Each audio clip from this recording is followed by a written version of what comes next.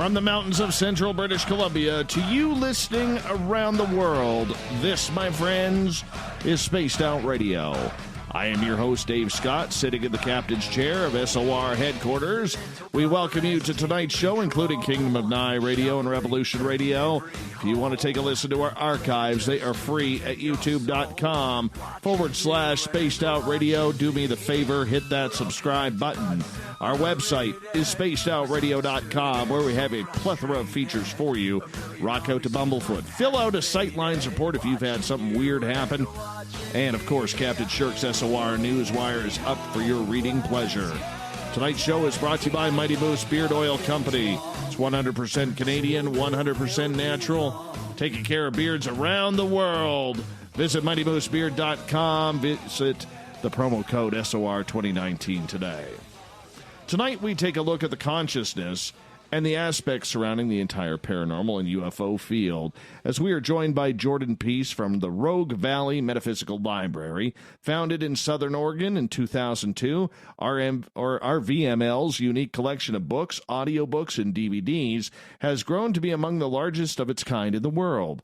With the emphasis on practical solutions to the world's critical challenges, RVML's mission is to provide easy access to information that inspires, heals, and connects. Jordan has also put on some of the biggest conferences in North America with Architects of the New Paradigm. You're going to want to check one of those out if they're coming to your city. Always a great list of speakers coming to your way. His website, rvml.org. Then at the bottom of hour number 3, I will bring you the SOR Newswire, brought to you by Paranoia Magazine. Mr. Jordan Pease, we met a couple of years ago at Architects of the New Paradigm when you brought your fantastic conference to Vancouver. What a pleasure it was to get to know you then, and finally to have you on Spaced Out Radio now. Hi, Dave. Hi, Spaced Out Radio listeners. I'm really glad to be here. Thanks for inviting me, Dave. Not a problem, Jordan. Jordan, first off, we got to get a hair update. You've been growing out your hair. You a little bit of copycatting there. I'm not going to lie. That's what I think it is, but that's okay. That's a good copycat. How's the hair growing? Dave, I tell people I'm a long-haired person trapped in a short-haired person's body, so I'm really letting the real me out these days.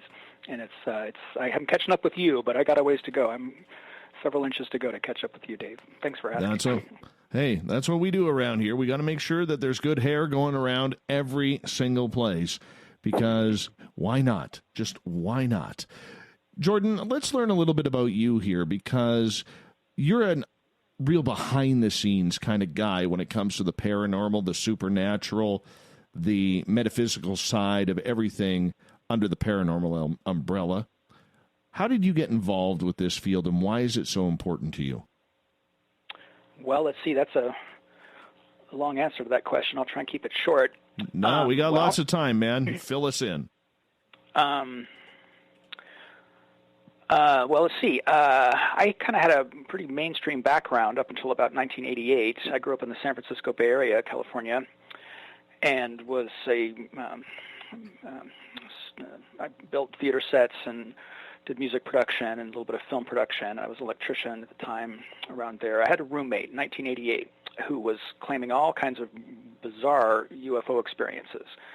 He actually started as a colleague when I worked at a sound company in Richmond, California. So I'd known him as an acquaintance and a colleague, and knew he was a very smart guy and not prone to delusional stuff. So I couldn't, just dismiss all these incredible claims he was making of UFO contact. And so that's kind of where it started for me. But then eventually he moved out, and I kind of went back to normal pursuits. And then, like so many people will tell the story, I was at a bookstore in Santa Rosa, California, and a book just fell off the shelf in my hands and really kind of rekindled my interest in the subject of UFOs, mostly at the time. But at the time, I didn't have any, community of friends to dialogue with. This is 1989 approximately. Well, that would have been about 1990 probably. I was in college at the time. And so I very much was in the closet, so to speak, about my interest in those things. And I would voraciously read books and get audiobooks on cassette tapes and listen to them in my car commuting. But there was nobody to talk with about it. I kept it very, to myself. And that was a difficult time as my mind started to shift and open, I guess you'd say, to entertaining ideas of especially UFO contact and the abduction phenomena and all those kinds of things. And So that's kind of how it started for me. But then UFOs was a stepping stone for me, study of UFO phenomena into, all things paranormal. But it really began with the UFO phenomena. How has the subjects changed over the years since you got involved? I mean, getting interested in this in the 80s, and now we're, 30 plus years beyond that, Jordan. I mean, there has been so much change, whether it's technology, video, social media. How has this changed for your game plan in studying this field? Well, a great question. How's it changed? Well, significantly, as of the last several years, 4 or 5 years perhaps, what Stanton Friedman, the late UFO researcher, has called the laughter curtain, I feel is really, kind of evaporated for the most part around, at least in Western societies that have really had a stigma associated with studying these kinds of things. I credit the television program Ancient Aliens and other things like that in the History Channel and Discovery Channel and other mainstream media sources that have brought the subject much more into the public dialogue and given it some legitimacy and reason to pay attention to it. So with regard to at least UFOs and related phenomena, I would say it's much more easy to talk about this stuff and there's so much information available about it now, and we'll get into the conferences here pretty soon too. But there's just a lot of information that's very readily available. Of course, the internet and YouTube and all that kind of stuff has really made these subjects very accessible to just about anybody with an internet connection.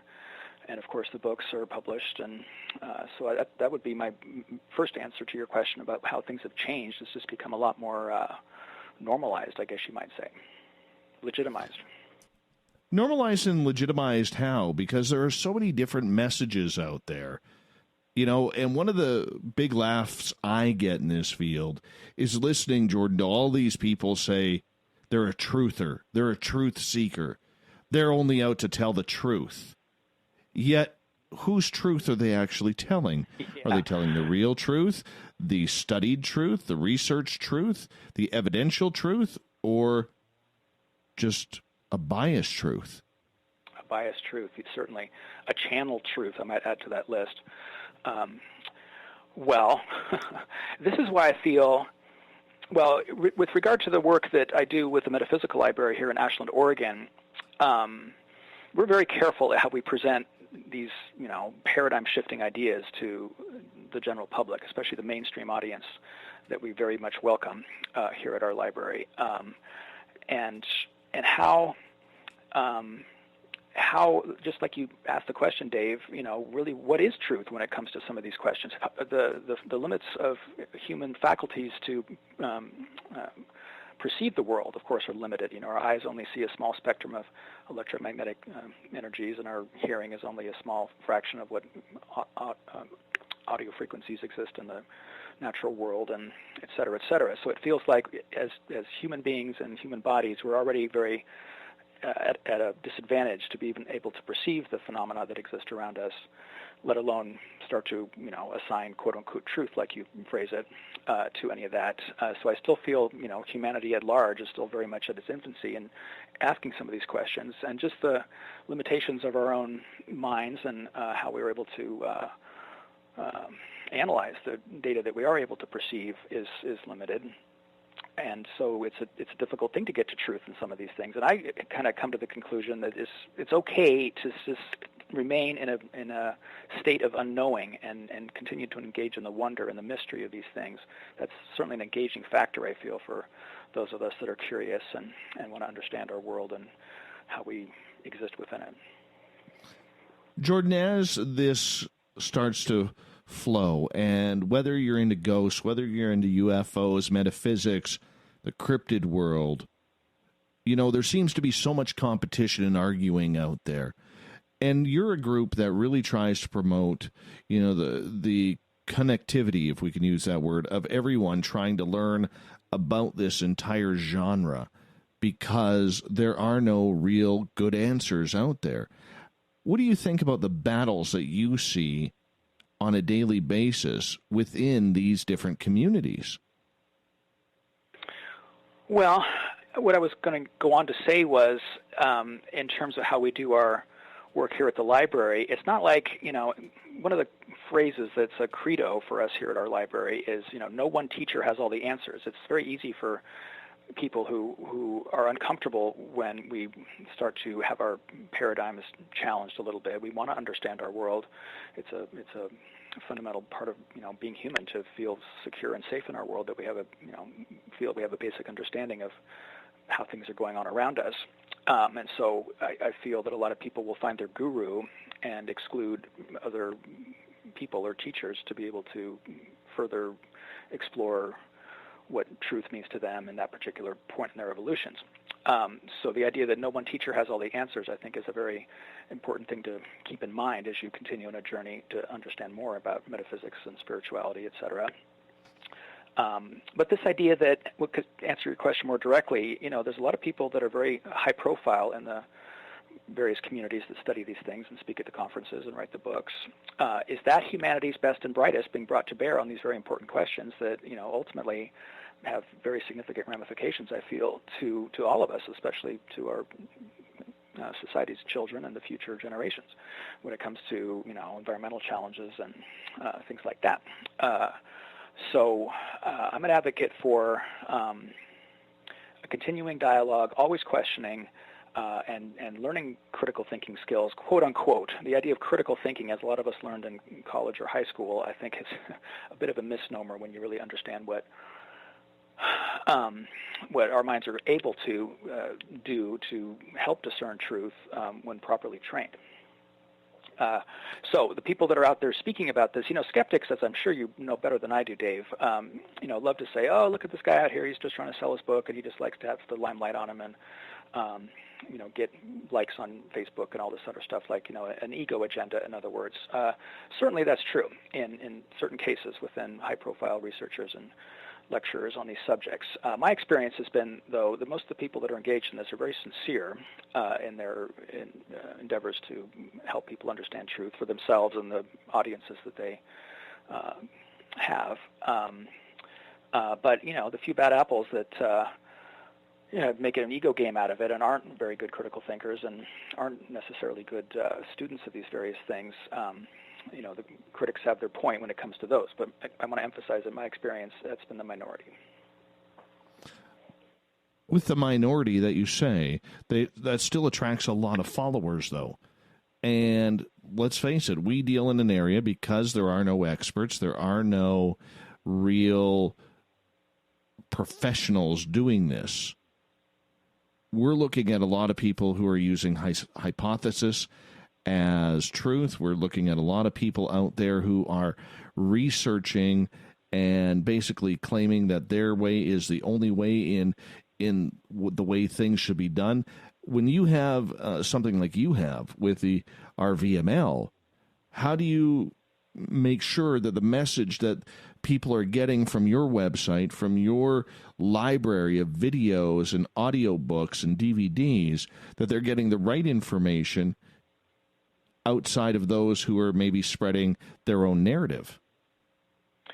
Yeah, well, this is a question we wrestle with on a daily basis. Our library is primarily comprised of donated materials that we get from our local community and occasionally estates of deceased authors and things like that. And so we go through a screening process of what goes on our library shelves and gets cataloged and what doesn't.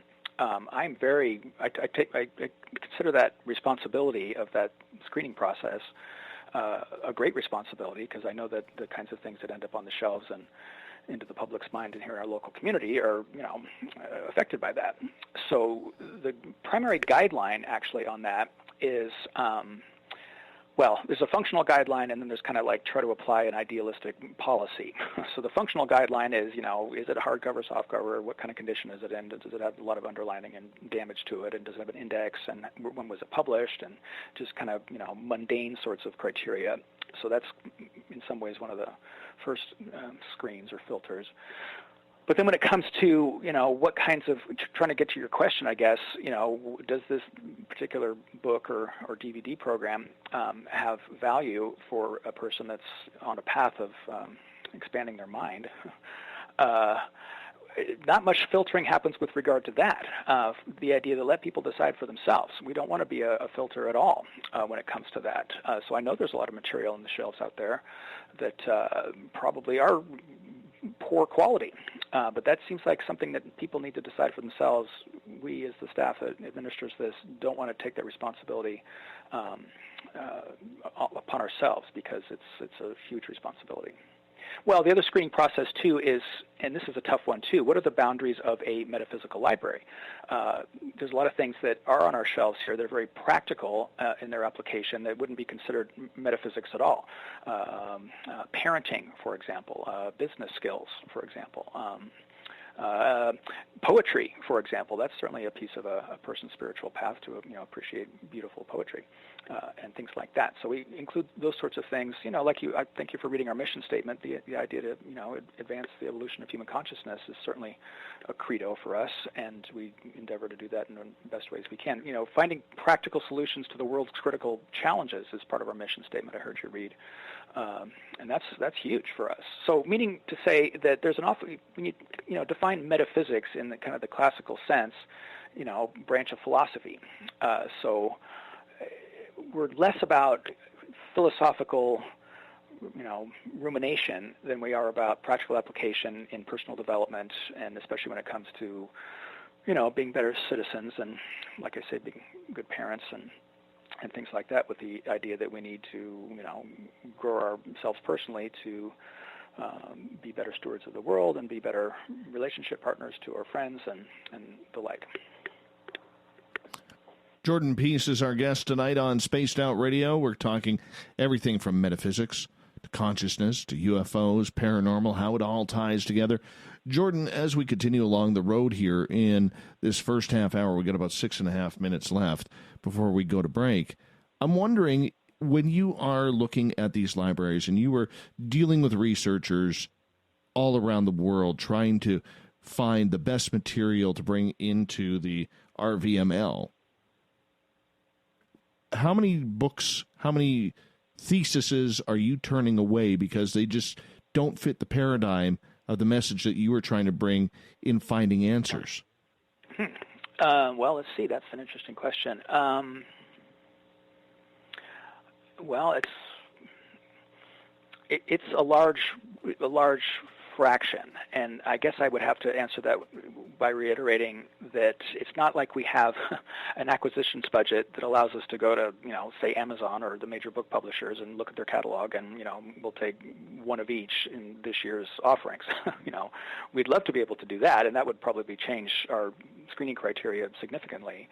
So we are reliant on the people that donate to us, meaning we have a smattering or an incomplete set of offerings to us, if that makes sense, the way I'm explaining it.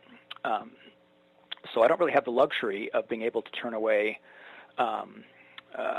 We also have, there's only so much shelf space here. I think there's about 20,000 books cataloged at the moment, and probably 5,000 or so DVD programs, and I don't know, about 1,000 audiobooks, I think, is in our current collection. We also have this thing that may or may not interest your listeners. Well, let me just kind of pause or make a quick little segue, we also do this thing called media exchange. So things that get donated here that for whatever reason don't make the cut for getting cataloged into the Lundy collection, we just give away to our local community. And oftentimes that's the cookbooks and fiction books and those sorts of things. But it's also just, do we really need a fifth copy of, John Mack's Abduction, for random example? So we just tend to give that stuff away. There was a time when we would sell books online, Amazon and places like that, to fund ourselves, but boy, Amazon and online book sales really aren't the animals they used to be several years ago, so it's not nearly as profitable as it was for us to do that. U.S. postage went up significantly January 1st, and Amazon takes much larger of a cut than they used to. So it doesn't work as well as it was as a funding mechanism for us, because that was a great way to fund ourselves. Donated books that we didn't pay for that we were able to profit from. I know the break's coming up, so I don't want to get too long-winded on that answer. Well, you got about 3 minutes, so you got lots of time. Oh. Well, did I answer that succinctly enough, or should I elaborate more? Well, you can elaborate. I don't mind. What the hell? Well, there's this other phenomena. When I talk about, Amazon and places like that, I'm sure your listeners know about Amazon.com. I mean, it's the go-to source for all things books and media and just about everything else too. God, I buy dog food there. How many brick and mortar mom and pop, bookstores are in existence any longer because of the advent of Amazon and online book sales? So it's kind of unfortunate that book lovers like us, I know you're a book lover too, Dave, yes, I am. Don't really get to have the experience like, we all enjoyed for decades, just going down to the corner bookstore and hanging out and talking to people and, reading the books that are on the new arrival shelf and that kind of stuff. So, of course, those kind of places still exist, but, as we all know, they're fewer and farther between, unfortunately. So that's why having a brick-and-mortar lending library, specialty lending library like we are, kind of, fills that niche in our local community here of Ashland, Oregon anyway. And primarily we serve local people here, although we do have a program we call distance lending.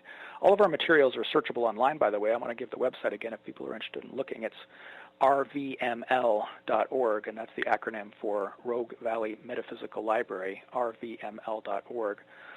So at the top of the homepage there's a search tool that gets into our lending collection. So anybody's welcome to take a look there and see the kinds of things that we shelter. We put a lot of work into cataloging our collection. That's what we spend a lot of our time doing here.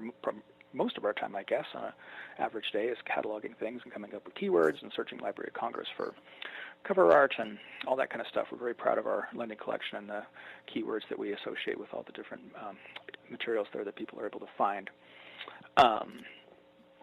So still trying to get back to the original question about how we are able to, or what do we do, how do we turn things away? I guess I've already answered that there's a few different kind of criteria, and I wish someday a benefactor or a granting organization would give us a acquisitions budget that can sustain, and we'd be able to go purchase new items as people ask for them. That's the other thing. Of course, our members are always asking, I saw this great book on Amazon. Can you please get a copy for your library?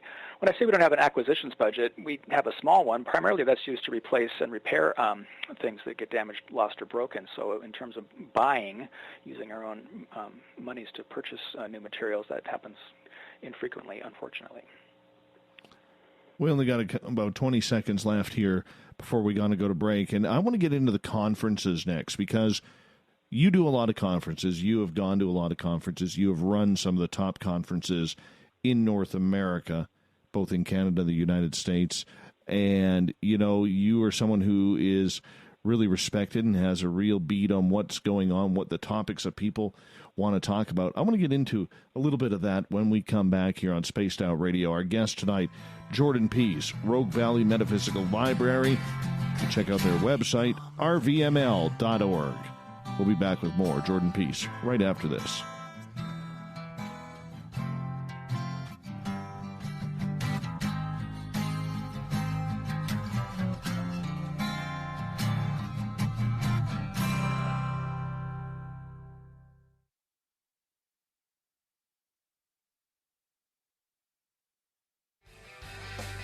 From the heartlands of Canada to beards around the world, we know how to take care of you. Fill your follicles with the Mighty Moose Beard Oil.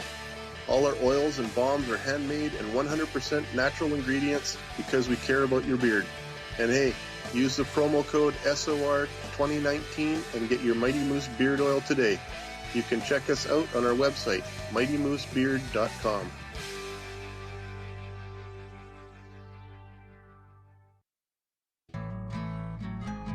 Looking for a place to advertise at a very reasonable cost? Look no further than Spaced Out Radio. SpacedOutRadio.com has an advertising tab that you can click to check out our daily, weekly, and monthly packages to play on the radio, or our website including social media. From commercial spots to banners, we have it all. Check out our competitive pricing today. Hello, this is your guitar man, Ron Bumblefoot Thal, and I have to tell you, I love the response I get for Little Brother is Watching from Spaced Out Radio fans. It's amazing how music can inspire and make people think deeper about what's going on in the supernatural world. You can head over to my website, bumblefoot.com, to check out my music, my guitar workshops, my touring, even check out some of the hot sauces that I'm working on. And make sure you keep on listening, because with Spaced Out Radio, you know Little Brother is watching. Finish off your weekend and kick off your new week with me, Everett Thiemer, right here on Spaced Out Sundays.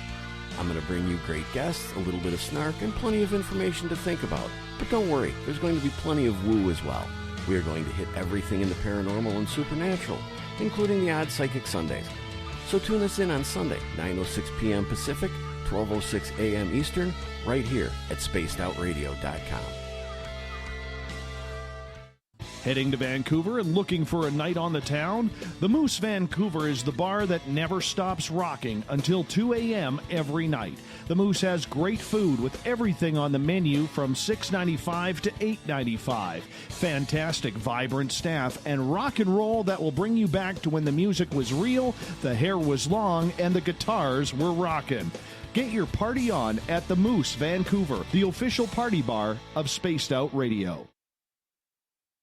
Every night on Spaced Out Radio, we have places for you to hang out. Hi, this is Carl. Join our SOR Space Travelers group on Facebook for live chat. On Twitter, using hashtag Spaced Out Radio, you can also join us in our Spreaker chat room. Check us out on Instagram at Dave Scott SOR. All of our archives are free on YouTube at Spaced Out Radio. By the way, I'll be watching you at your window until you do. Bye! We're adding to the entertainment online for Spaced Out Radio. I'm Amber Beckrud, and I want to invite you to subscribe to our YouTube channel and check out Cryptid Tales, where I will take you on a journey into some of the strangest legends and lore from around the world, relaying the stories to you of the strange creatures and experiences that people have had throughout time. You can find Cryptid Tales at youtube.com/Spaced Out Radio, and while you're there, don't forget to check out our free archives and leave a comment. See you there. Coming soon to our website, spacedoutradio.com, is the SOR Space Travelers Club. For just $5 a month, you can get into a private area on our site where you can hang with other listeners in our chat room, post in our forum, and check out a bunch of exclusive content and store that won't be found anywhere else, including a nightly after-show party with Dave. It's going to be the best $5 a month you're going to spend. The SOR Space Travelers, only at spacedoutradio.com. Are you having encounters with the paranormal, supernatural, or ufological that you cannot explain? Look no further than the SOR Sightlines Report, brought to you by the Experiencers Support Association. This is Ryan Stacy, head of the Research Association, TESSA. Soon on the Spaced Out Radio website, you will be able to file your reports and have them researched for you. We are independent and ready to help Spaced Out Radio listeners today.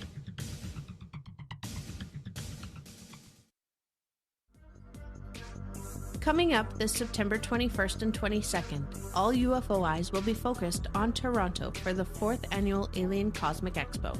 Come listen to some of the biggest names and experiencers in ufology: Travis Walton, Paul Hellyer, Richard Dolan, Paula Harris, Grant Cameron, Randy Kramer, and Spaced Out Radio's own Dave Scott.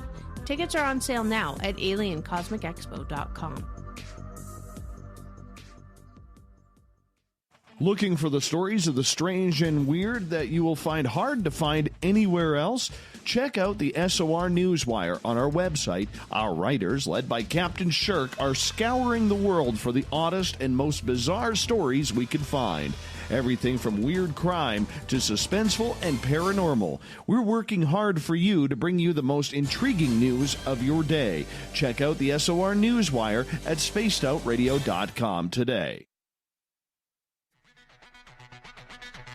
Come get spooked at the 4th Annual Forest Moon Paracon in Cedar-Woolley, Washington, Saturday, September 28th. UFOs, ghosts, aliens, Bigfoot. Speakers include Mike Morin and Jason Jordan, R. Keith Andrews, and Dave Scott from Spaced Out Radio, and so much more. There will be workshops and a VIP roundtable. Get early bird tickets now at fmparacon.com. Move over, brother, and let me own Saturday night.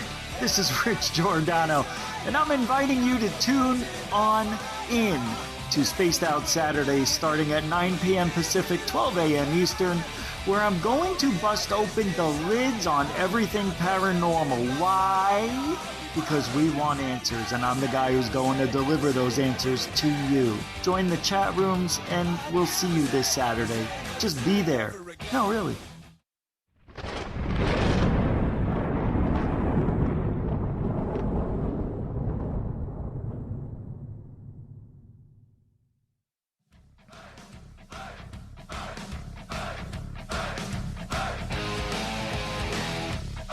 Welcome back to the second half hour of Spaced Out Radio tonight.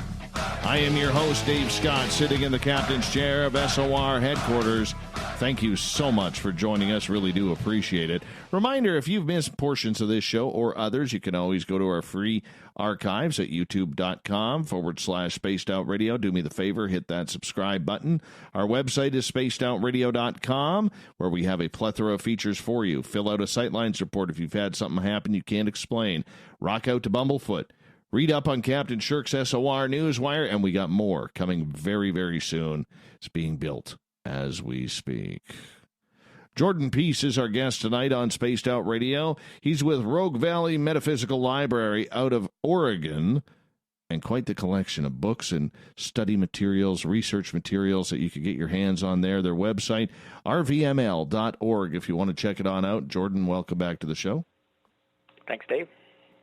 So this week has been a pretty busy week for me. This past weekend, I was in Toronto, Ontario for the Alien Cosmic Expo, where I had the pleasure to speak in front of about, 350 people. That's the biggest crowd that I've got to do that in front of, talking about my experiences, which was kind of cool. And tomorrow, I leave for Washington State for the Forest Moon Paracon, the 4th annual event in Cedar-Woolley, Washington, where it's not going to be as big as Toronto, but it's going to be a good one, very intimate and interactive as well. Jordan, you put on a lot of conferences. You're mainly known for Architects of the New Paradigm. How important are these conferences? A lot of people think they're just money makers, that they're just there for the organizers to make some cash, for the speakers to make some cash off the public who wants to hear all of this weird, strange information that's coming out. But is there a level of importance to getting those messages out there? Well, certainly I would agree in the affirmative to that.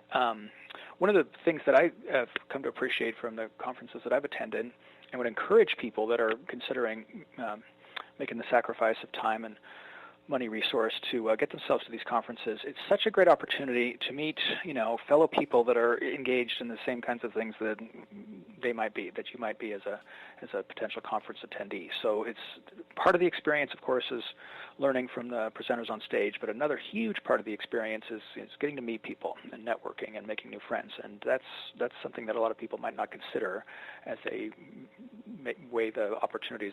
Is it worth it to them? Because there's a huge benefit to getting to know people, speakers and attendees. Most of the conferences, the speakers are very accessible. They're not locked away somewhere backstage. They sit in the audience and listen to other speakers and socialize. And usually the conferences make time in the schedule for cocktail parties and other meet the speaker kinds of events, they're typically called. And for the UFO conferences, there's often sky watches that happen in the evenings. And so a lot of other kinds of things beyond just listening to the programmed information that's on the schedule.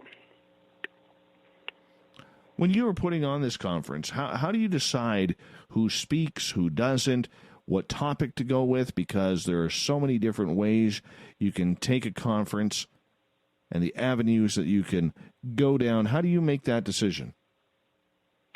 Let me back up a little bit. When you say I've produced a lot of conferences, I've only, myself and my organization, Rogue Valley Metaphysical Library, we've only actually produced 6 conferences in the last 6 or 7 years that would actually be, considered actual conferences. Our organization has produced hundreds of lecture events, 1 and 2 speaker events. So we've done a lot of that here in Ashland, Oregon, and in the San Francisco Bay Area. But in terms of actual conferences that I've been involved directly in the production, it's not that many. But I have been on the production staff of probably 4 or 5 major organizations, mostly within the UFO genre, mostly the AV production staff.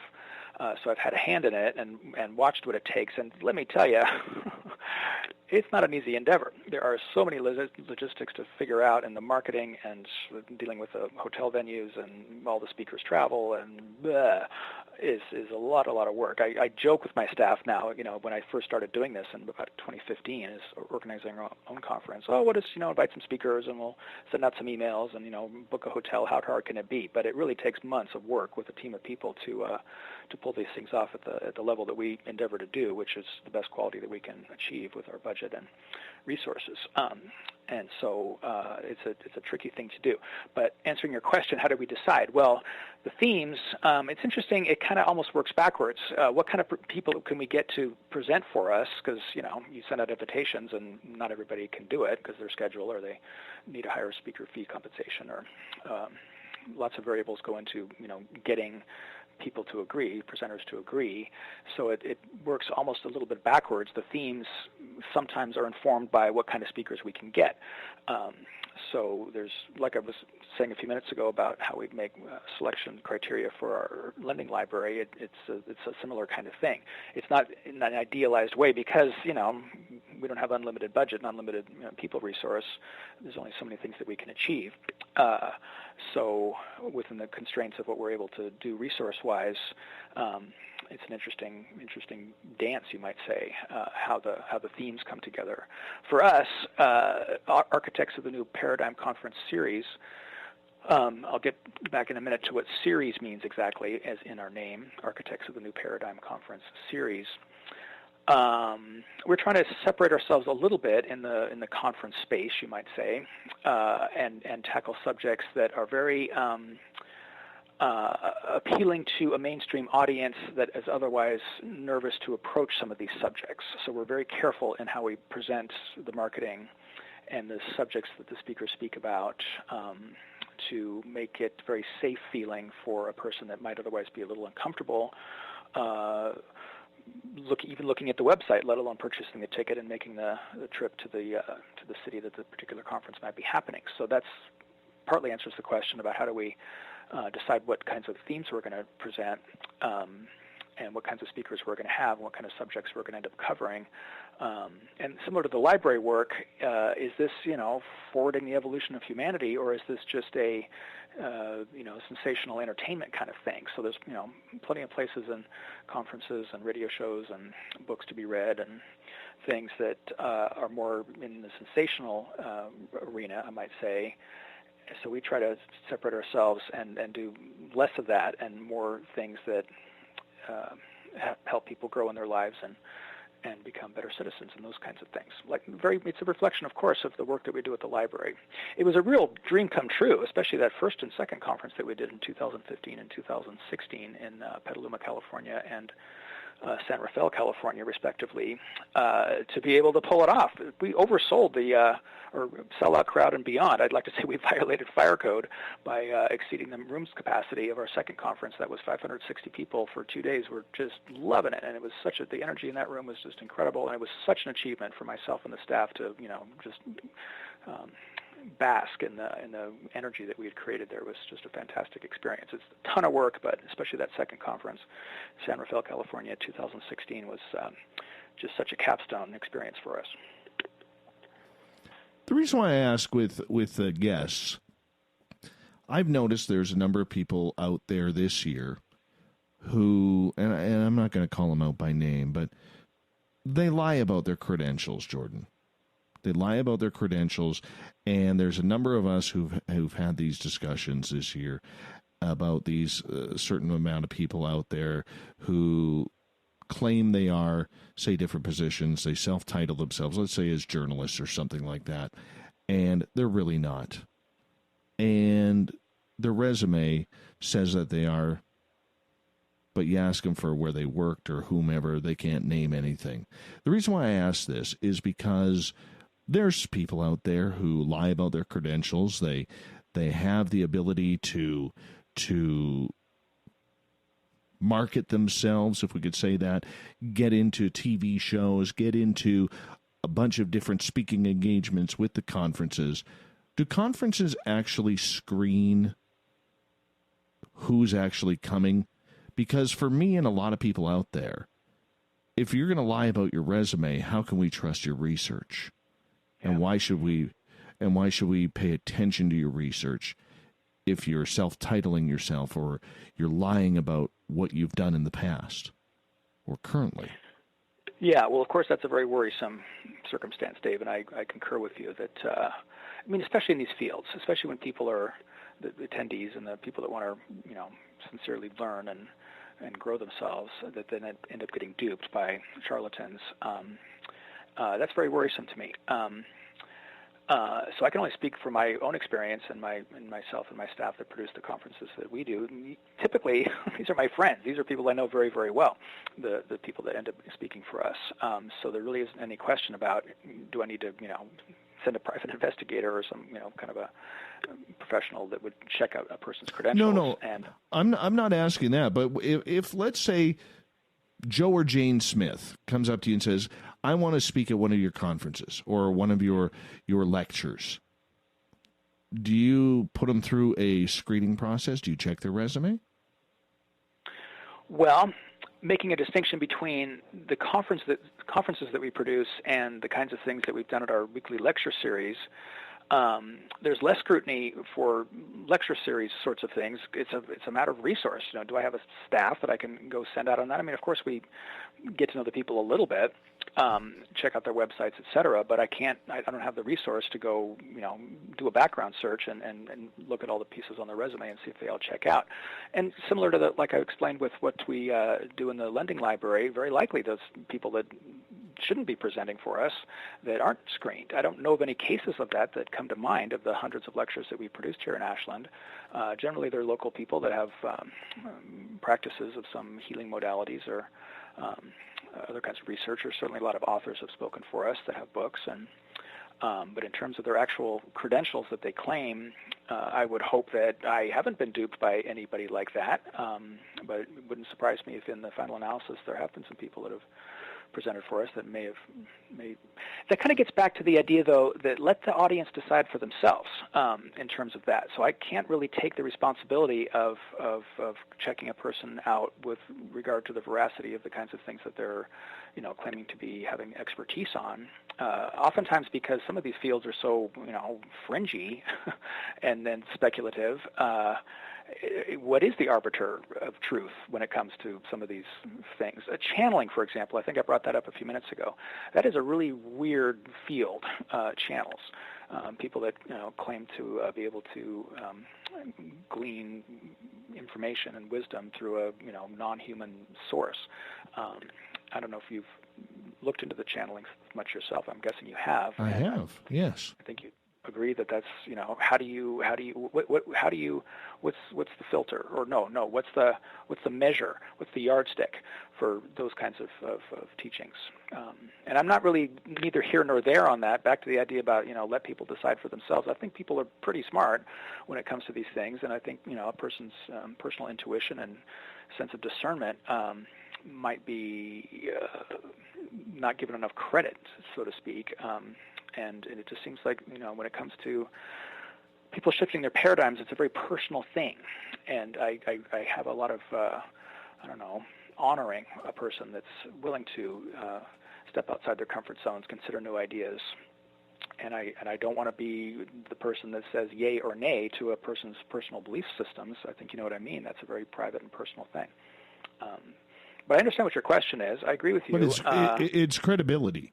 It's credibility for that person, the conference, the lecturing halls, the people who are being forced to sit through that.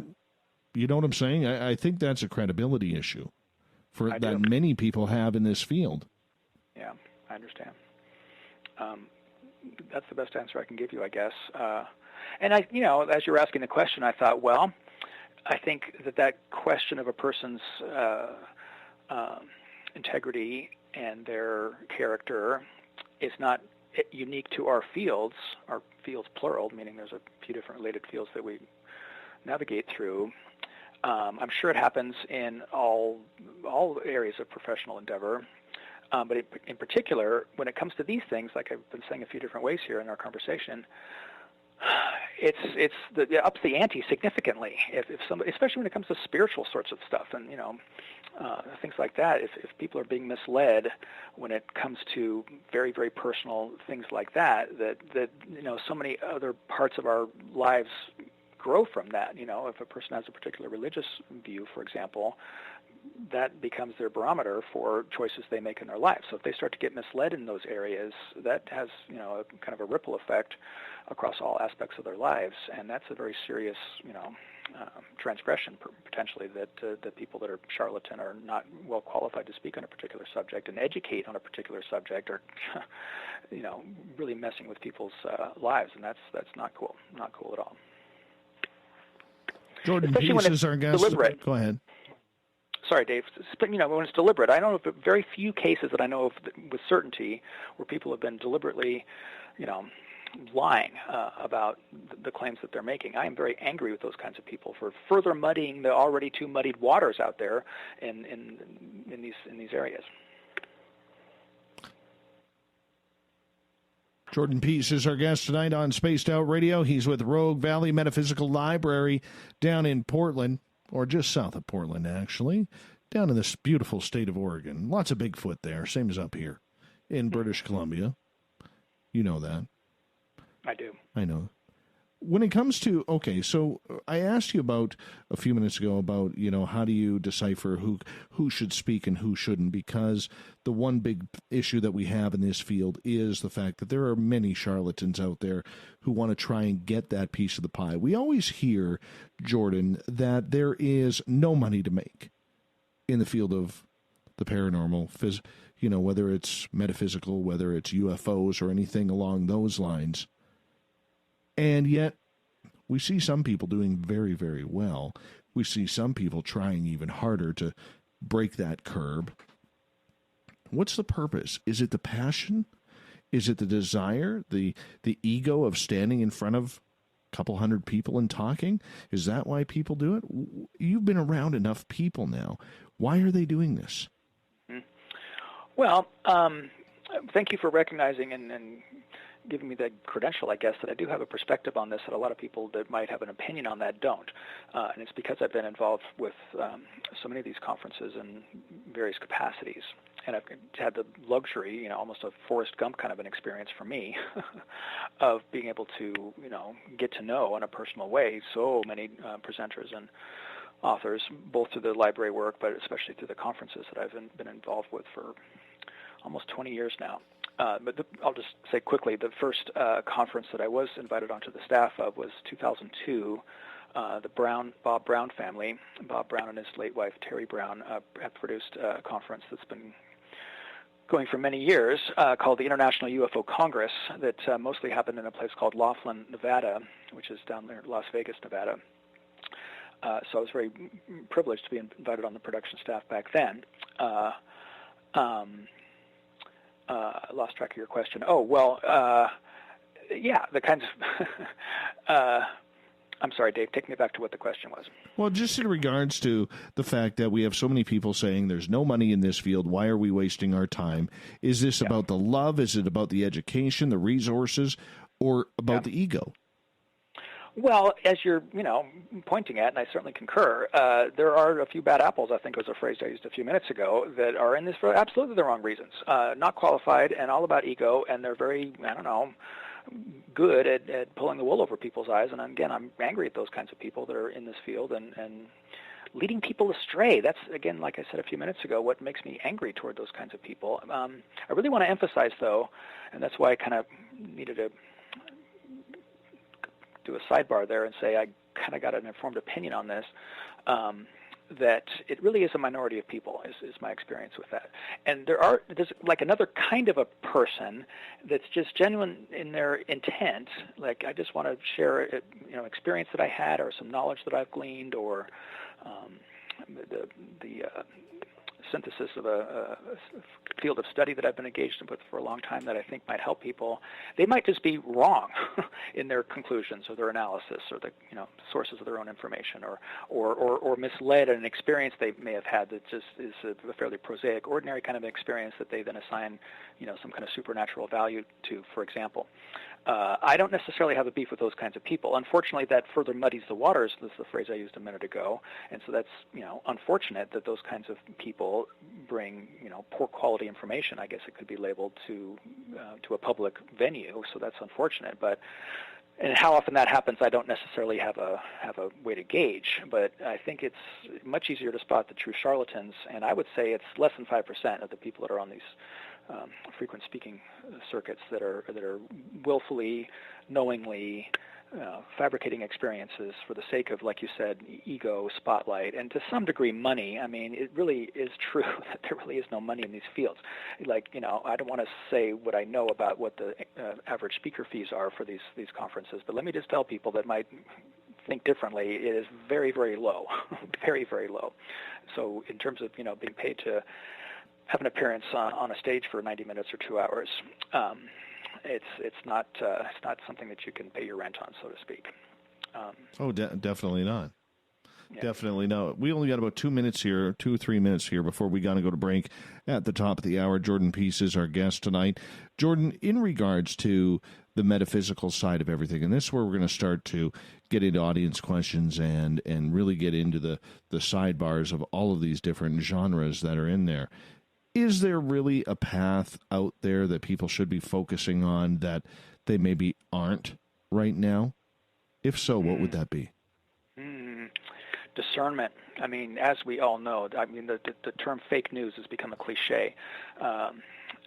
There is just so much subterfuge and poor information out there. I mean, the internet is such an interesting phenomenon that has just become such a worldwide social element for all of us. You talk about who's the filter on what goes on YouTube. As you know, there's no filter that at all. There's no kind of committee that decides what sort of YouTube video should get produced, of course, and disseminated. So critical thinking, quote unquote, and then just our own, as Daniel Sheehan, the civil rights attorney that a lot of your listeners will know, has, mentored me and tutored me in this idea that there's this, to use his phrasing, the innate capacities of intuition and discernment that we all have really needs to be recognized, number one, and given, people need to have enough confidence in their own abilities to discern things using tools of intuition and discernment, which is much different than reading books, for example. So I think there's a lot of credit that humanity isn't giving itself with regard to our abilities to discern our own truths. Now that's a tricky skill to develop. I certainly acknowledge, but I really have had the experiences myself and learned from people that are more adept at it than I am. That's something that we all need to just give ourselves the credit and then endeavor to develop those skills. So there's my quick answer as we go to a break. Oh, I appreciate that. You had it right on time there, almost. That's right on time. My intuition and discernment might have been to credit for that, Dave. I'm not watching. You definitely go into the discernment side right there, my friend. Jordan Pease is our guest tonight on Spaced Out Radio. He's got great hair as well. We do have to point that out, Jordan. You need to get some more pictures up on social media because you're growing quite the mop, just like me. We're going to get into metaphysics. We're going to get into UFOs, consciousness. We're going to turn up the woo a little bit here on Spaced Out Radio in hour number 2. Stay tuned. More Jordan Pease right after this.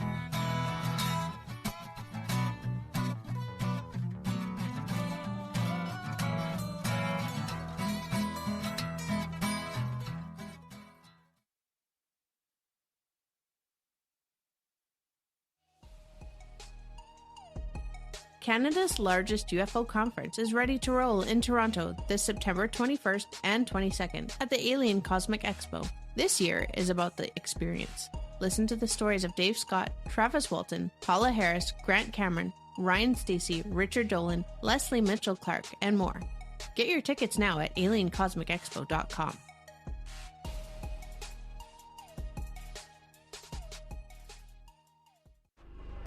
Are you having encounters with the paranormal, supernatural, or ufological that you cannot explain? Look no further than the SOR Sightlines Report, brought to you by the Experiencers Support Association. This is Ryan Stacy, head of the Research Association, TESSA. Soon on the Spaced Out Radio website, you'll be able to file your reports and have them researched for you. We are independent and ready to help Spaced Out Radio listeners today.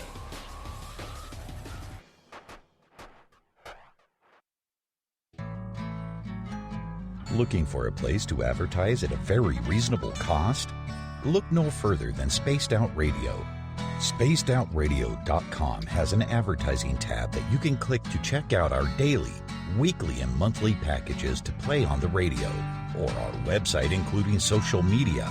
From commercial spots to banners, we have it all. Check out our competitive pricing today. Hi, this is Amber Beckrud, and I want to invite you to subscribe to our YouTube channel where we store all of the SOR show archives for free. And as an added bonus, every 2 weeks I'm posting brand new content on Cryptid Tales, where I will get into some of the spookier legends and folklore from around the world and tell the stories that go with them. Find us at youtube.com/spacedoutradio and check out Cryptid Tales today. Drop a comment and let me know what you want to hear. See you there. Looking for the stories of the strange and weird that you will find hard to find anywhere else? Check out the SOR Newswire on our website. Our writers, led by Captain Shirk, are scouring the world for the oddest and most bizarre stories we can find. Everything from weird crime to suspenseful and paranormal. We're working hard for you to bring you the most intriguing news of your day. Check out the SOR Newswire at spacedoutradio.com today. Come get spooked at the 4th Annual Forest Moon Paracon in Cedar Woolley, Washington, Saturday, September 28th. UFOs, ghosts, aliens, Bigfoot. Speakers include Mike Morin and Jason Jordan, R. Keith Andrews, and Dave Scott from Spaced Out Radio, and so much more. There will be workshops and a VIP roundtable. Get early bird tickets now at fmparacon.com.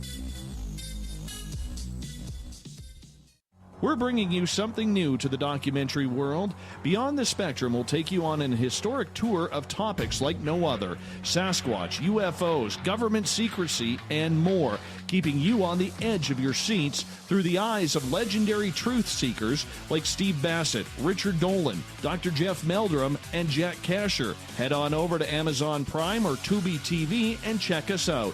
Please leave a comment for the filmmakers on their film's Amazon page. Get your horns up with me on Spaced Out Radio. This is Ron Bumblefoot Thal. Come tune in to SOR where you can hear me rock out with Little Brother Is Watching, the official theme song of Spaced Out Radio. And then come on over to bumblefoot.com where you can find out about my tour schedule, my music, and everything else. Bumblefoot.com keeps you up to date on what I'm doing and the best way to stay in touch with my music and music camps. Sign up for my newsletter at bumblefoot.com and remember, Little Brother Is Watching. The Call of the Wild is in Vancouver. The Moose Vancouver is one of the hottest bars and restaurants in the city. Open until 2 a.m. nightly, the Moose will rock you like a hurricane all night long. Great food with everything on the menu at $6.95 near the corner of Nelson and Granville.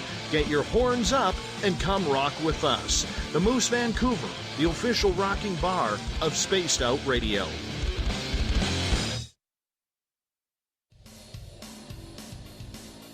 We all know on Spaced Out Radio we love a good beard and mustache, so why not take care of your facial hair with Mighty Moose Beard Oil? Made in Canada, we're taking care of beards and stashes around the world. We use 100% natural ingredients with our oils and balms to make your whiskers feel silky smooth. Use promo code SOR2019 at MightyMooseBeard.com today.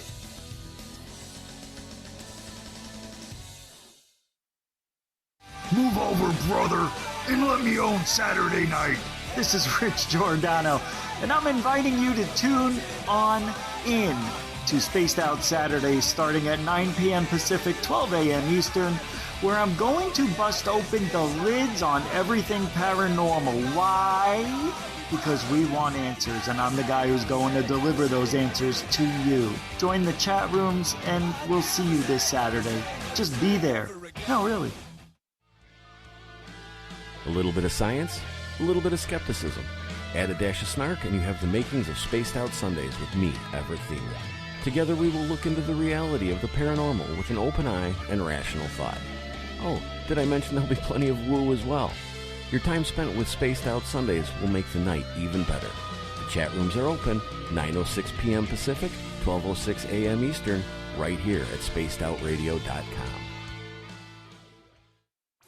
Come Come hang out with Spaced Out Radio, where we own the night. This is Carl. You can follow Dave on Twitter at Spaced Out Radio, and during the show, use the hashtag Spaced Out Radio to chat with us live. On Instagram, at Dave Scott SOR. On Facebook, give our page a like, Spaced Out Radio Show. SOR archives are free on YouTube at Spaced Out Radio. Come join us, or I will come join you. See you at your window. We are getting ready to relaunch the SOR Space Travelers Club at spacedoutradio.com. For $5 a month, you can join us for a plethora of features found nowhere else. Hang out in a private chat room during the show and after party. You can check out some exclusive content and a store specifically for you, as well as a private listener forum where you can post your thoughts, stories, and pictures. The SOR Space Travelers Club, coming soon to spacedoutradio.com. Visit purpleplates.com today. For over 40 years, the Purple Energy Plates have been delivering amazing results for their many customers. Inspired by the great genius Nikola Tesla, the harmony, healing, and energetic effects of the plates have proven over and over to be beneficial and often miraculous to thousands of customers. Check their site for daily specials and choose from their many energy products. You won't be sorry. Visit them today at purpleplates.com. You're listening to Spaced Out Radio with Dave Scott. Follow Dave on Twitter at Spaced Out Radio and on Facebook, Spaced Out Radio Show. Hour number 2 of Spaced Out Radio is underway tonight. I am your host, Dave Scott. Thank you so much for joining us.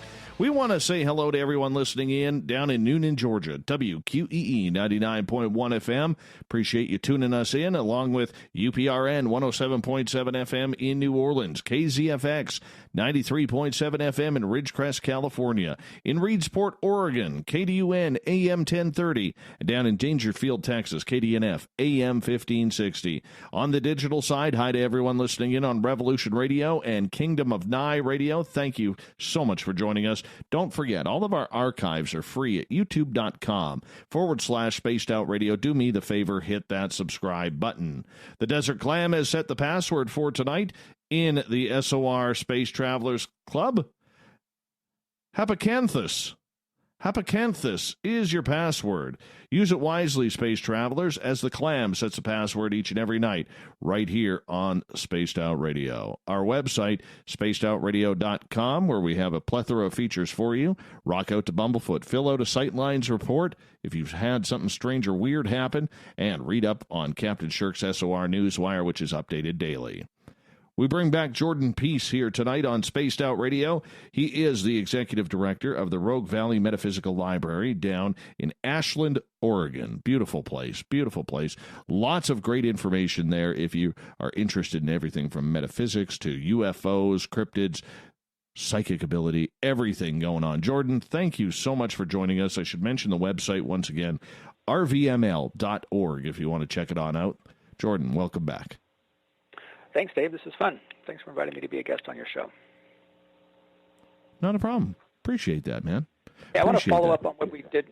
You're welcome, and thanks for the great contributions you're making to these fields. And just a little shout-out to all your listeners. I don't know how many people are listening to us, but I guess it's thousands. Kudos to you for challenging your paradigms and learning about these subjects via Spaced Out Radio, and I'm sure that you have other modes to do it, but this is really where the rubber meets the road for advancing human consciousness is learning about these subjects in the way that we do here on these kind of radio programs. So thank you for doing it, people out there. Good job. Well, you know what? We got a pretty smart audience out there. They work really hard to gain their own knowledge. And, the way they have been able to come back and bring out some great questions, bring out some great research, they really push us to the level. So, we thank our audience on a nightly basis as well for that, especially the snarky crowd on Twitter, hashtag Spaced Out Radio. They know who they are. They do a great job as well. Hey, Jordan, just out of curiosity, when it comes to everything that falls under the paranormal supernatural banner here, I'm really starting to think that there is some hidden thread that connects everything from ghosts to Bigfoot to UFOs, ET contact, psychic ability, consciousness. in your studies through everything that you've seen researchers compile and what you've read and what you've heard people say, do you think we're getting closer to finding that magic thread, or do you think that research is still way too segregated to try and even think everything is connected? Wow, Dave, great questions. Like a grand unified theory of paranormal and supernatural, a thread that connects all that. Well, interesting question to speculate on. Do I think there's a thread that connects all those subjects and those ideas? Well, as you ask the question, the first thing that's coming to mind is just the idea of consciousness, human consciousness. I like the idea that, and sentience. Those are interesting ideas to ponder. I don't know if that's an answer to the question, is there a thread or not, but that's where my mind first jumps to. I've really come to appreciate the idea of connectedness, almost the Gaia hypothesis that, every sentient or conscious being doesn't exist independently of everything else. I think that's a really important idea in spirituality and metaphysics, to start to get inside and live the experience of what connectedness is about. So that's maybe an answer to your question about something that connects all these things. I'm curious your ideas on that question, Dave, if I can turn it around. Oh, I think there is. There are so many people now who seem to be getting fast-tracked, whether it's these alien downloads, whether it's just finding their own spirituality, saying, to heck with the mainstream norms, I want to figure out what is different in life that I need to figure out for myself. And a lot of people seem to be gathering a lot of really cool information regarding that. And the more you delve into experiences, it's amazing how many people, Jordan, have, paranormal experiences. And the next thing you know, they are moving forward with becoming more psychic and intuitive. From there, it always seems to become UFOs, and next thing you know, they've never been abducted before by aliens, and they're getting abducted and being shown things, maybe flying the ships out there. This seems to be where a lot of the more mature researchers, I take Grant Cameron, Richard Dolan, for instance, who seem to be looking really down that path. Well, yeah, Grant Cameron that you brought up, he's a former ANP speaker of ours, and I know you were just with him at the Toronto conference recently. I think he's certainly leading the field on answering those kinds of questions. Man, I mean, that guy's really done tremendous contributions that I'm aware of in answering exactly that question. I would refer people to the great books that he's written, especially his most recent one that I think delves into that question very directly. I want to expound on something I said a few minutes ago that I think is an appropriate thing to interject here in this part of the discussion, talking about this particular subject. Limits of human intellect. I often give the example when I have these kinds of discussions with people here at the library. In the same way an ant has no concept of a transmission in a Chevy pickup, there are certain things that are just so far beyond humans' capacity to conceptualize. And I know that's kind of a silly metaphor, but it's one that I use for myself and other people I have this discussion with. I am comfortable with that, the idea that there's certain questions that we just don't get to have the answers to in this human experience that we're all doing here on Earth. But I think that's an important thing that not enough people seem to include in their analysis as they approach these questions. It's just some things we just don't get to know the answers to because we just have no concept. In my silly ant transmission metaphor, does that make sense to you? Or what do you think about that? It does. It does. And I think though that people's paradigms are being shifted from what they thought was a perceived reality to a completely other one that's making them kind of uncomfortable. Mm-hmm. I think that's part of the reason we want to understand our world. It's part of our human survival mechanism. We understand the world. The lions come from the jungle over here. The water hole is over here, and anything that challenges that becomes a scary, frightening thing for us. When the gray aliens lurk out of the darkness with two forward-facing predator-style eyes off in a corner of our bedrooms, that is a terribly frightening thing to us because it is so far outside of our evolutionary experience, and so it's no wonder that accounts of that are quickly dismissed by us collectively, because it is just too damn frightening to even consider that we're not a top predator, like we like to enjoy the status that we think we have when it comes to that.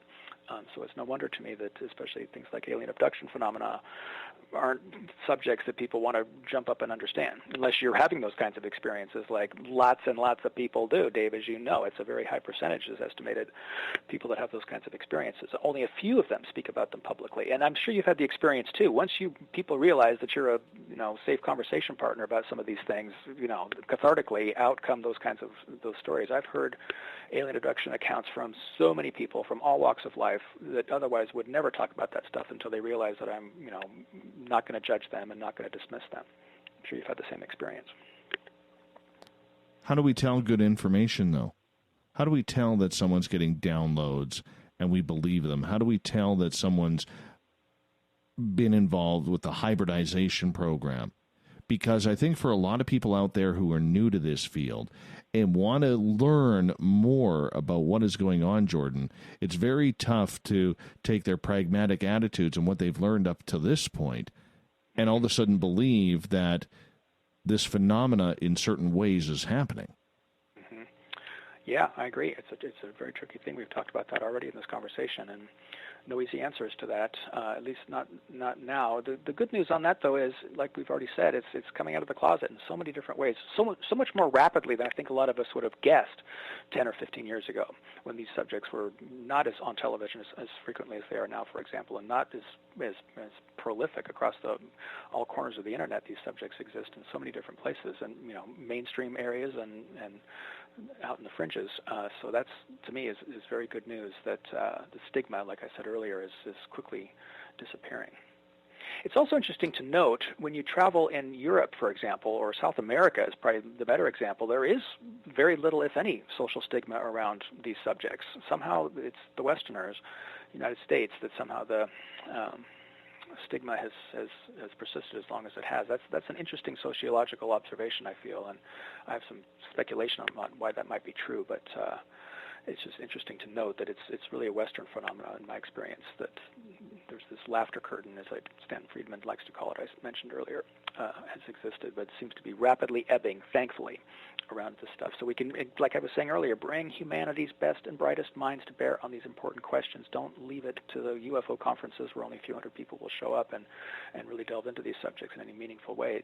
Where are the academics? Where are the scientists? My feeling is there's an awful lot of very well-trained academics and scientists that are approaching these questions, but they're not in the public domain. They're squirreled away in black projects that the government is funding and with tremendous resources. There's only been a few public domain research projects that I'm aware of that have any degree of resource and funding to tackle these questions in any kind of serious methodological way, and that's very unfortunate. And I always want to be a harbinger and an advocate for let's bring public resource to bear and make the findings very public around these things. And I don't see much of that happening at all, outside of the few things that happen at the conferences and the books that are written. But I'd like to see a lot more think tanks and forums that are very well resourced with intellect and monetary resource and other things to continue to examine these important questions for us all. Do you feel that more people are waking up and having that understanding, though? Certainly, but I feel in general, like we've said here, we are at an infancy in these understandings collectively. So I still feel it's a very ripe area for further research and endeavor to delve into it deeper and make the connections, like I think you were saying earlier. What is the common thread that brings these things together? If there even is one, maybe that's a moot point. Maybe that question doesn't really have an answer. Maybe these are standalone things that don't have much correlation among them, between them. Also, when you bring up ghosts, for example, in the final analysis, what is commonly referred to as ghost phenomena might actually be something completely different. Same with the alien phenomena, visitors that come into our bedrooms. Maybe in the final analysis, that's something much different. Like, I'm sure your listeners know of the author Jacques Vallée and his milestone work. I don't know what year it was published. I think it was in the 70s, Passport to Magonia. I should know the publication date of that book. That was a really early hypothesis that really questioned the physicality of the UFO phenomena and his speculations in that book. Others have speculated too, before probably and since, that this is much more an interdimensional kind of a phenomena than a physical phenomena. My jury is still very out personally on that question. I continue to ask myself those questions and further study it, but I think that's something interesting to note. Jordan Pease is our guest tonight on Spaced Out Radio. We are talking everything under the sun, metaphysical, supernatural. You have been able to talk to a lot of people, as we've stated. You've been able to read a lot of research. This is what you have immersed your own life in. A lot of people don't really understand what metaphysics is. Could you break it down for us? Oh, I hate that question, but I'll do my best. It's a difficult question to answer. The library here in Ashland, Oregon was founded in about 2002. Well, very specifically February 2002. We started in a 400-square-foot janitor's closet in the back of an art gallery here in the Railroad District of Ashland. And, of course, I felt like I needed to have a much better answer to that question. So I remember endeavoring with some degree of focus and methodological intent to educate myself on what metaphysics really is. It was really interesting at that time. Myself and my staff at the time were very engaged in that for several weeks. It's plastic. The definition of the word metaphysics has changed over the years, and once in a while I'll dabble into Google and see what it's up to lately. In fact, just before we started the conversation here, Dave, I looked it up. So according to Encarta, circa a couple hours ago, metaphysics is defined as the branch of philosophy that deals with first principles of things, including abstract concepts such as being, knowing, substance, cause, identity, time, and space. I don't know if that helps anybody to understand what metaphysics really means. I kind of have my own definition of that, which is similar to that. Meta, break it down etymologically, above. So I'm all about, solutions-focused things in our world, from, efficiencies in driving to work, for example, and to take it to the mundane, to really trying to understand practical solutions to world's challenges, like the mission statement says that you recited earlier. Thanks for including that. So meta, what kinds of subjects and solutions can we find in a meta way that then from there lots of other things get solved as a consequence?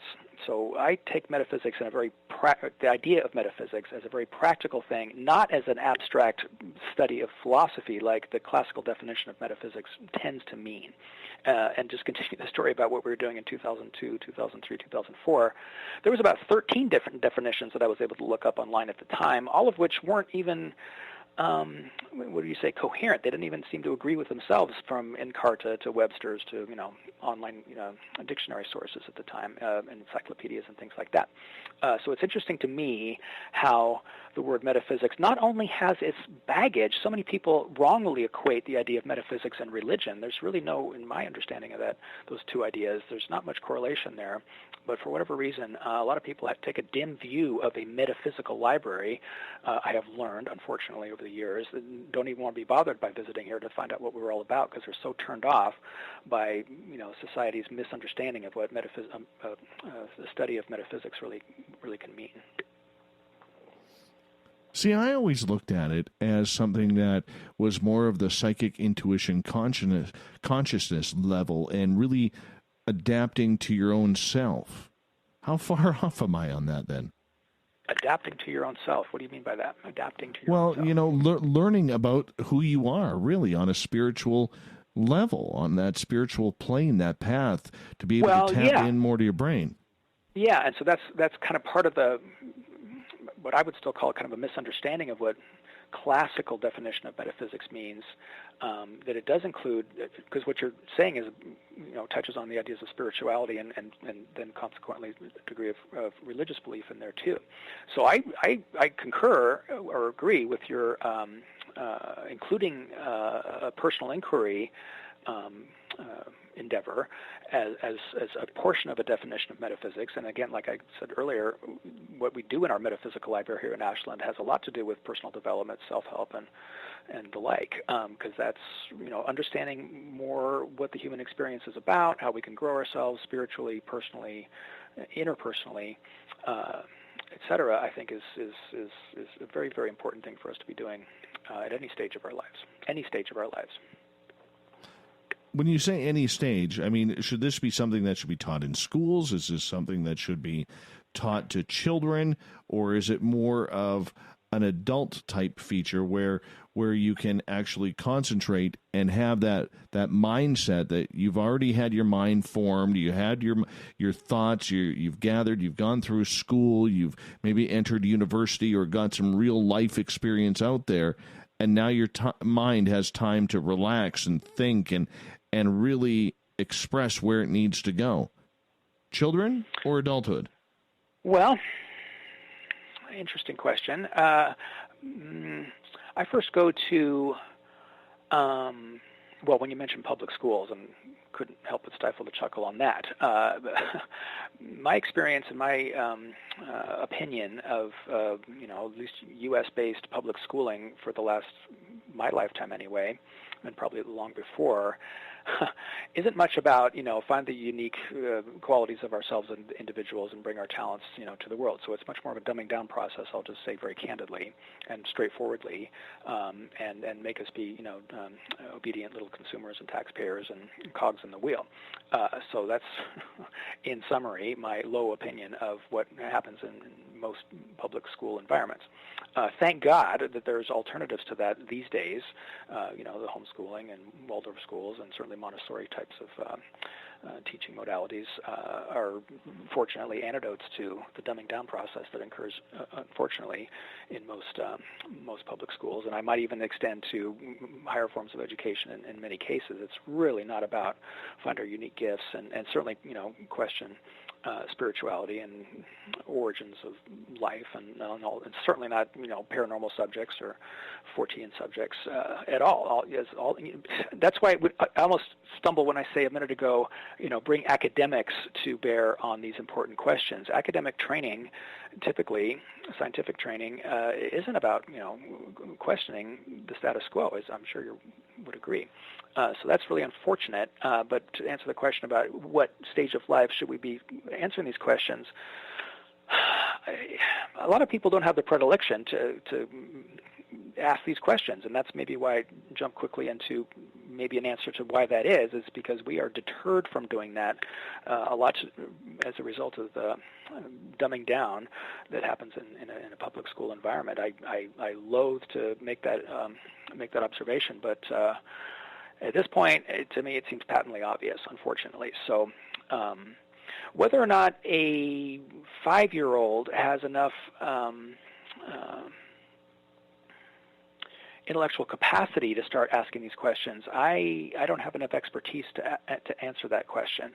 I would like to think, though, that at any stage of our lives we have a sense of wonder, and maybe at the younger side of the spectrum is where that sense of wonder is more ripe than an older person. But again, I think that's so much a factor of our society and how we are not encouraged to question the status quo, and that's unfortunate. I'd like to see that change, and that's absolutely what Architects of the New Paradigm Conference is endeavoring to do. Yeah, I think a lot of us would like to see that change because there's so many new voices, so many new faces, both young and old, who are coming into this field and learning as they go. I think when you get those fresh new voices, there comes fresh new thought and fresh new ideas, which never hurts because it's always about pushing to the next limit. Yes. And on that note, I'll get you to hold that thought. We're going to go to break here at the bottom of the hour. Jordan Pease from Rogue Valley Metaphysical Library is our guest tonight on Spaced Out Radio. Let's take a dip into the consciousness pool when we come back as well. We'll be back with more Spaced Out Radio after this.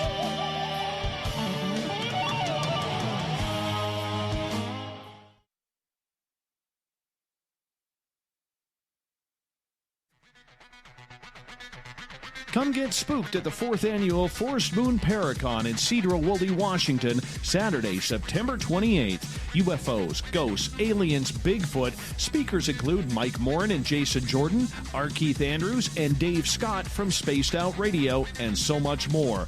There will be workshops and a VIP roundtable. Get early bird tickets now at fmparacon.com. Looking for the stories of the strange and weird that you will find hard to find anywhere else?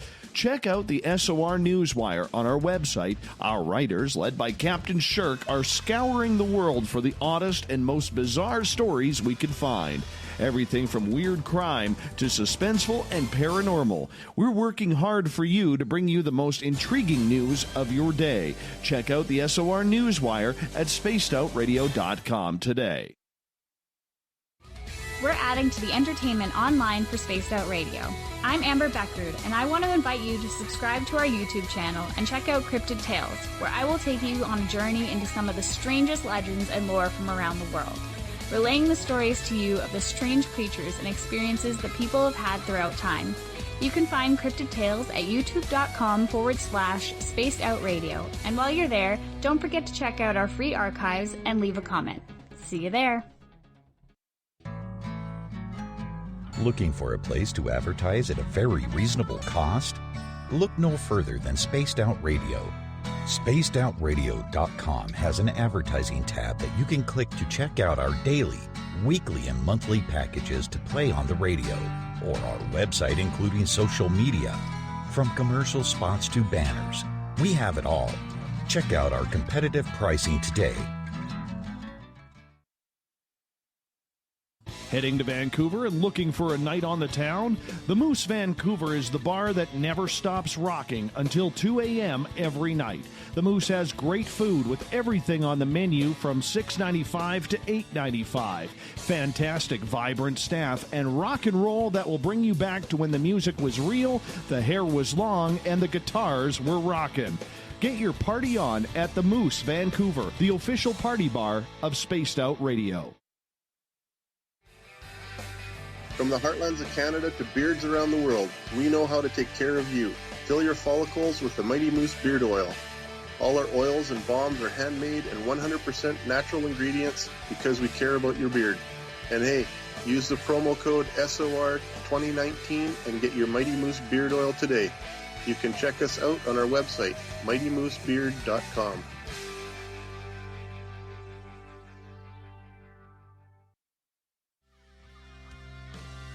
Finish off your weekend and kick off your new week with me, Everett Themer, right here on Spaced Out Sundays. I'm going to bring you great guests, a little bit of snark, and plenty of information to think about. But don't worry, there's going to be plenty of woo as well. We are going to hit everything in the paranormal and supernatural, including the odd psychic Sundays. So tune us in on Sunday, 9:06 p.m. Pacific, 12:06 a.m. Eastern, right here at spacedoutradio.com. Coming soon to our website, spacedoutradio.com, is the SOR Space Travelers Club. For just $5 a month, you can get into a private area on our site where you can hang with other listeners in our chat room, post in our forum, and check out a bunch of exclusive content and store that won't be found anywhere else, including a nightly after-show party with Dave. It's going to be the best $5 a month you're going to spend. The SOR Space Travelers, only at spacedoutradio.com. We're bringing you something new to the documentary world. Beyond the Spectrum will take you on an historic tour of topics like no other. Sasquatch, UFOs, government secrecy, and more, keeping you on the edge of your seats through the eyes of legendary truth seekers like Steve Bassett, Richard Dolan, Dr. Jeff Meldrum, and Jack Casher. Head on over to Amazon Prime or Tubi TV and check us out. Please leave a comment for the filmmakers on their film's Amazon page. Hello, this is your guitar man, Ron Bumblefoot Thor, and I have to tell you, I love the response I get for Little Brother is Watching from Spaced Out Radio fans. It's amazing how music can inspire and make people think deeper about what's going on in the supernatural world. You can head over to my website, bumblefoot.com, to check out my music, my guitar workshops, my touring, even check out some of the hot sauces that I'm working on. And make sure you keep on listening, because with Spaced Out Radio, you know Little Brother is watching. Move over, brother, and let me own Saturday night. This is Rich Giordano, and I'm inviting you to tune on in to Spaced Out Saturdays starting at 9 p.m. Pacific, 12 a.m. Eastern, where I'm going to bust open the lids on everything paranormal. Why? Because we want answers, and I'm the guy who's going to deliver those answers to you. Join the chat rooms, and we'll see you this Saturday. Just be there. No, really. Every night on Spaced Out Radio, we have places for you to hang out. Hi, this is Carl. Join our SOR Space Travelers group on Facebook for live chat. On Twitter, using hashtag Spaced Out Radio. You can also join us in our Spreaker chat room. Check us out on Instagram at Dave Scott SOR. All of our archives are free on YouTube at Spaced Out Radio. By the way, I'll be watching you at your window until you do. Bye! Coming up this September 21st and 22nd, all UFO eyes will be focused on Toronto for the 4th Annual Alien Cosmic Expo. Come listen to some of the biggest names and experiencers in ufology. Travis Walton, Paul Hellyer, Richard Dolan, Paula Harris, Grant Cameron, Randy Kramer, and Spaced Out Radio's own Dave Scott. Tickets are on sale now at aliencosmicexpo.com.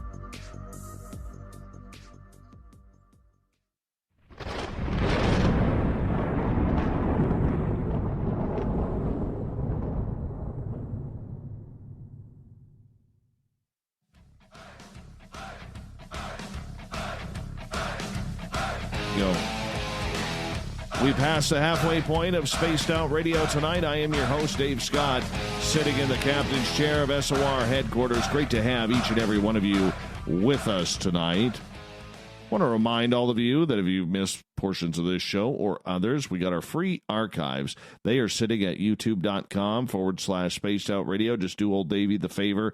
Hit that subscribe button. Our website, spacedoutradio.com, has a plethora of features for you. Don't forget you can rock out to Bumblefoot, fill out a Sightlines report, read up on Captain Shirk's SOR Newswire. We got a lot going on, so make sure you check it on out. Jordan Pease is our guest tonight on Spaced Out Radio. He is the executive director of the Rogue Valley Metaphysical Library down in Ashland, Oregon. Beautiful part of the country there in the United States. If you get a chance to head there, just go. Just enjoy the scenery. Jordan, thank you so much for joining us tonight. Glad to be here, Dave. Before we get into consciousness, I want to talk about meditation. You were just lightly touching on it before we had to go to break. I'm one of those guys, man, that I can't do it. It's not that I don't try. It's not like I'm not getting into that metaphysical crap. Not that at all. Not that at all. I just find that my mind, I can't slow it down enough to relax and actually concentrate on what is necessary. Well, that's the challenge that I think even very veteran meditators would admit as well. So thanks for bringing me back to that. So a few minutes ago, I think it was before the last break, actually, I was talking about, you'd asked me the question, what can we do to advance ourselves? What's the main practice that I would recommend for people?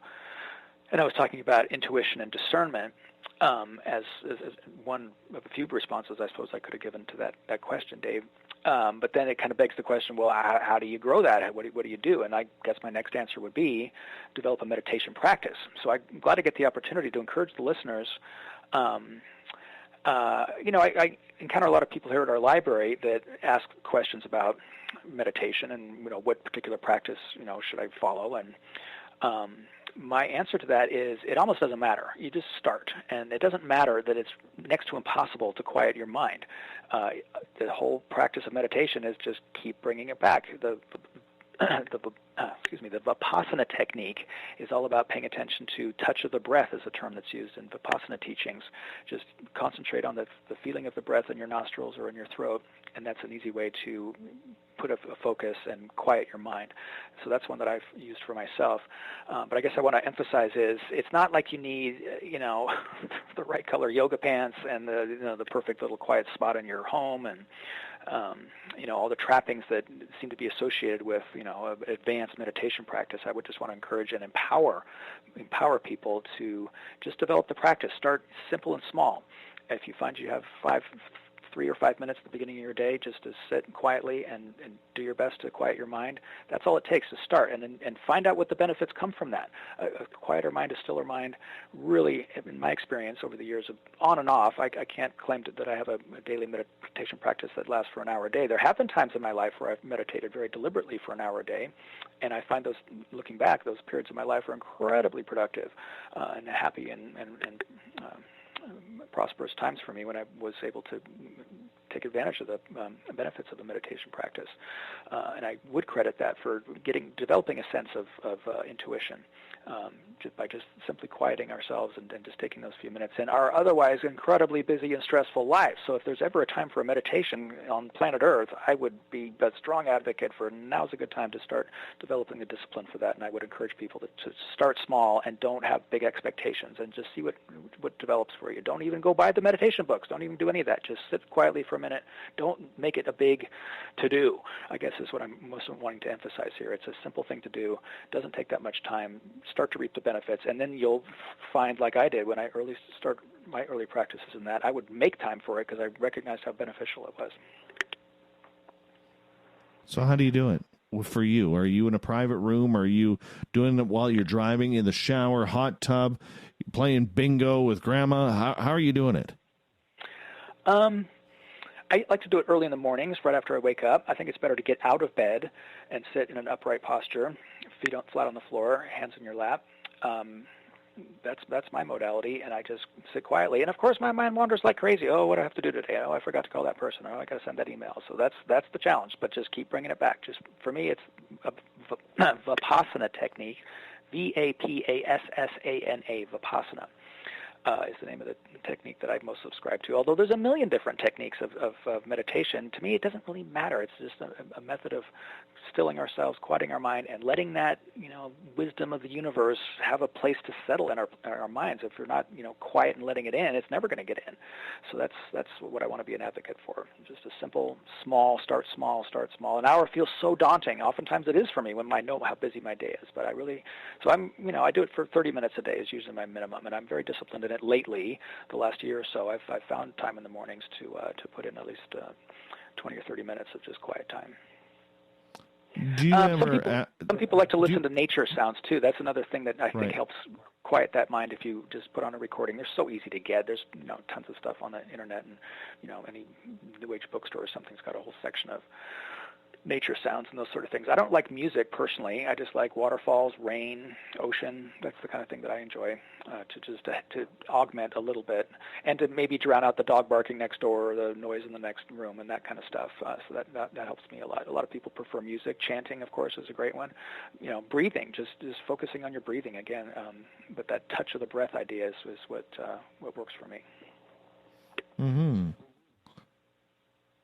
I'm just wondering, in the regards to, when you're meditating, do you ever astral project yourself into other areas or dimensions? Funny you asked that. I met a masseuse the other day at a Chamber of Commerce event, and I just really liked her energy. And I thought, okay, I haven't had a good massage in a long time, so I signed up for a massage about a week ago and spent 90 minutes with this delightful woman.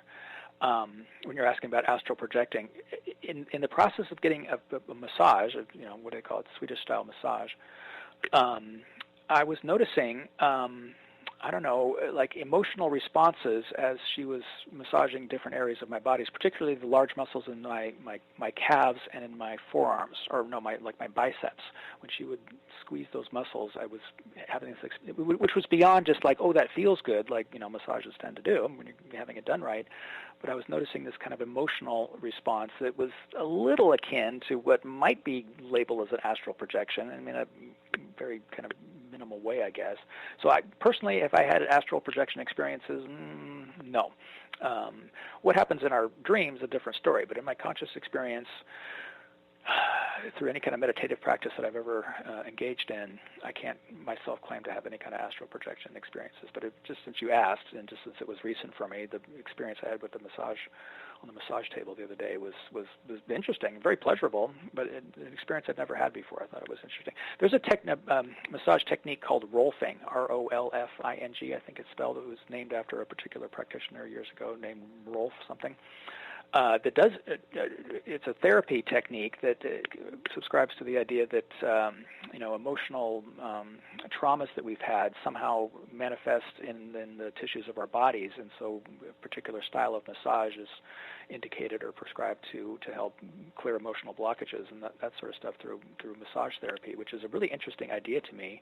I've never experienced the actual protocols of the Rolfing massage technique, but I'm kind of curious to experience that for myself or seek it out after the experiences I had that I just described.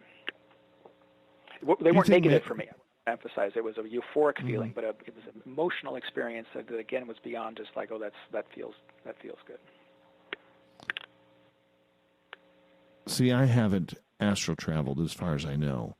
And again, because I'd never done it, I don't know if I have or not. That's the confusing part for me, Jordan.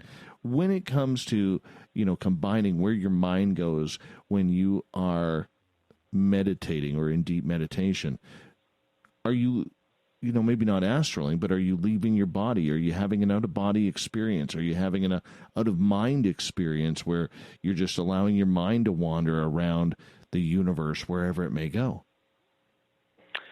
Well, leaving your mind, it's more like one thing that I read in a book that was actually about developing better habits. What's the author of that book? I'm going to forget the author's name all of a sudden. The name of the book was Breaking the Habit of Being Yourself. Oh, what is the author? It's a very well-known author. I'm spacing it right now. It gave me this kind of insight that I've been using lately. When I find myself obsessing on a particular thought, with a little bit of discipline, I've been able to kind of catch myself doing that and then put myself in this observer place. A lot of Christian literature talks about, be the observer, the witness. So not really in a Christian sense at all, I don't think, because I don't think I understand what that really means in a Christian sense. But for me, I can. There's like these three selves that I can see in my mind. So there's the perfectly healed me, like my higher self or my idealized self. Then there's the current me that's upset and obsessing about a particular problem or whatever. And then I can kind of jump out of that and sit back in this observer self, the witness self, and just watch those two things play out. And for me, it's been a tremendous tool to be able to break out of that, obsessive tendency, which I think we all have to varying degrees. And that's just been an interesting thing that I learned in a kind of a roundabout way through a book on breaking bad habits. I think it's Joe Dispenza is the author of that book, Breaking the Habit of Being Yourself. Okay, well, let's look at this the other way then. How do you feel it expands your own mind personally? Well, that's maybe what I'm taking exception with a little bit, Dave, is it's not really a matter of expanding mind. It's putting mind aside and letting some other kind of awareness, consciousness enter in, which might be our, true selves, that and all this ego mind that we engage in our daily lives, in our private moments and engage with other people is not really our true selves. So there's a consciousness that exists that we don't get to experience very frequently because we're so stuck in our ego selves. So that's what meditation, as I experience it, attempts to quiet that and where that wisdom, the deep wisdom, the true higher wisdom, the Akashic record wisdom, if I can even take it to that level, that's the avenue, that's the way to let those kinds of wisdoms and intuitions and knowings enter in, and if we can quiet our ego minds, monkey minds sometimes it's called. Where does consciousness then come into play? Oh boy, I knew we'd get around to that. Well, where does it come into play? Ask me more specifically. Well, if you're exercising your mind through meditation, consciousness, from what I have learned, and I probably only learned a portion of it than what I should, is about expanding your horizons, expanding your knowledge, seeing where you can take your mind outside of the human norm. Mm-hmm. Well, that's what I'm speaking to, I think. Well, in a similar way that the damn word metaphysics, I call it the M word, by the way. If I had to rename the library all over again, I never would have called it metaphysical library because of the reasons I already said. There's so much baggage with that word. We're also being advised, by the way, to the word consciousness, unfortunately, according to the marketing experts that we're consulting with right now, that word is kind of becoming passé too. But among the younger generations anyway, it kind of has this negative connotations too of being woo-woo and specious and not not something that people want to expand, which is frightening to me. The younger generation is looking down their nose at the idea of anything to do with consciousness. To whatever degree that may or may not be true, I'm not certain yet, but it's just interesting that people that seem to have perspective on what the 20-somethings, millennials, are interested in attending a conference to learn about. The buzzword consciousness is not on the list. Unfortunately, I'm being taught. Do you feel left out by that? Do I feel left out? I feel doubly challenged in the work that I do. All the work that we do here at Rogue Valley Metaphysical Library is about raising consciousness. I don't like the phrase raising vibration, by the way. It's such a New Age term that gets bandied around. I don't even know what that means, really. I think to whatever degree there's a truth in that, it's a misnomer, and it's missing the mark. But expanding consciousness, raising consciousness, I'm all about that. And to me, that's just blinders off is a term I use so frequently these days, especially with regard to the work we do with Architects of the New Paradigm Conference. And like, I've said in lots of different ways in this conversation, people are busy these days. I got to pay the mortgage. I got to keep up the Joneses. I got to get the kids to school. I got to, so many things that take our attention. And it's just that is the enemy of expanding consciousness and taking blinders off. And people are just not inclined to do that because they just don't have the bandwidth, unfortunately, in our busy societies that we've found ourselves in. And that's another reason not to circle back on the meditation idea, but to whatever degree we can still ourselves, even for a few minutes a day, and another avenue for expanded consciousness, I would say, argue, is some degree of a meditative practice. That's otherwise, where does it come from? Like, this whole idea that just because you're book smart, just because you've read a lot, are you a wise person? No, and I think that's an important distinction to make. There's a lot of people that have read an awful lot of books that are kind of dumb at the end of the day in terms of being able to make wise decisions about how to navigate their lives personally, and certainly as it comes to community and engaging with other people. So I think there's a huge distinction between, knowledge and wisdom. And so this is related to the idea of what we're talking about, consciousness. So I think that consciousness helps a person to become more wise because they're tapping into a different part of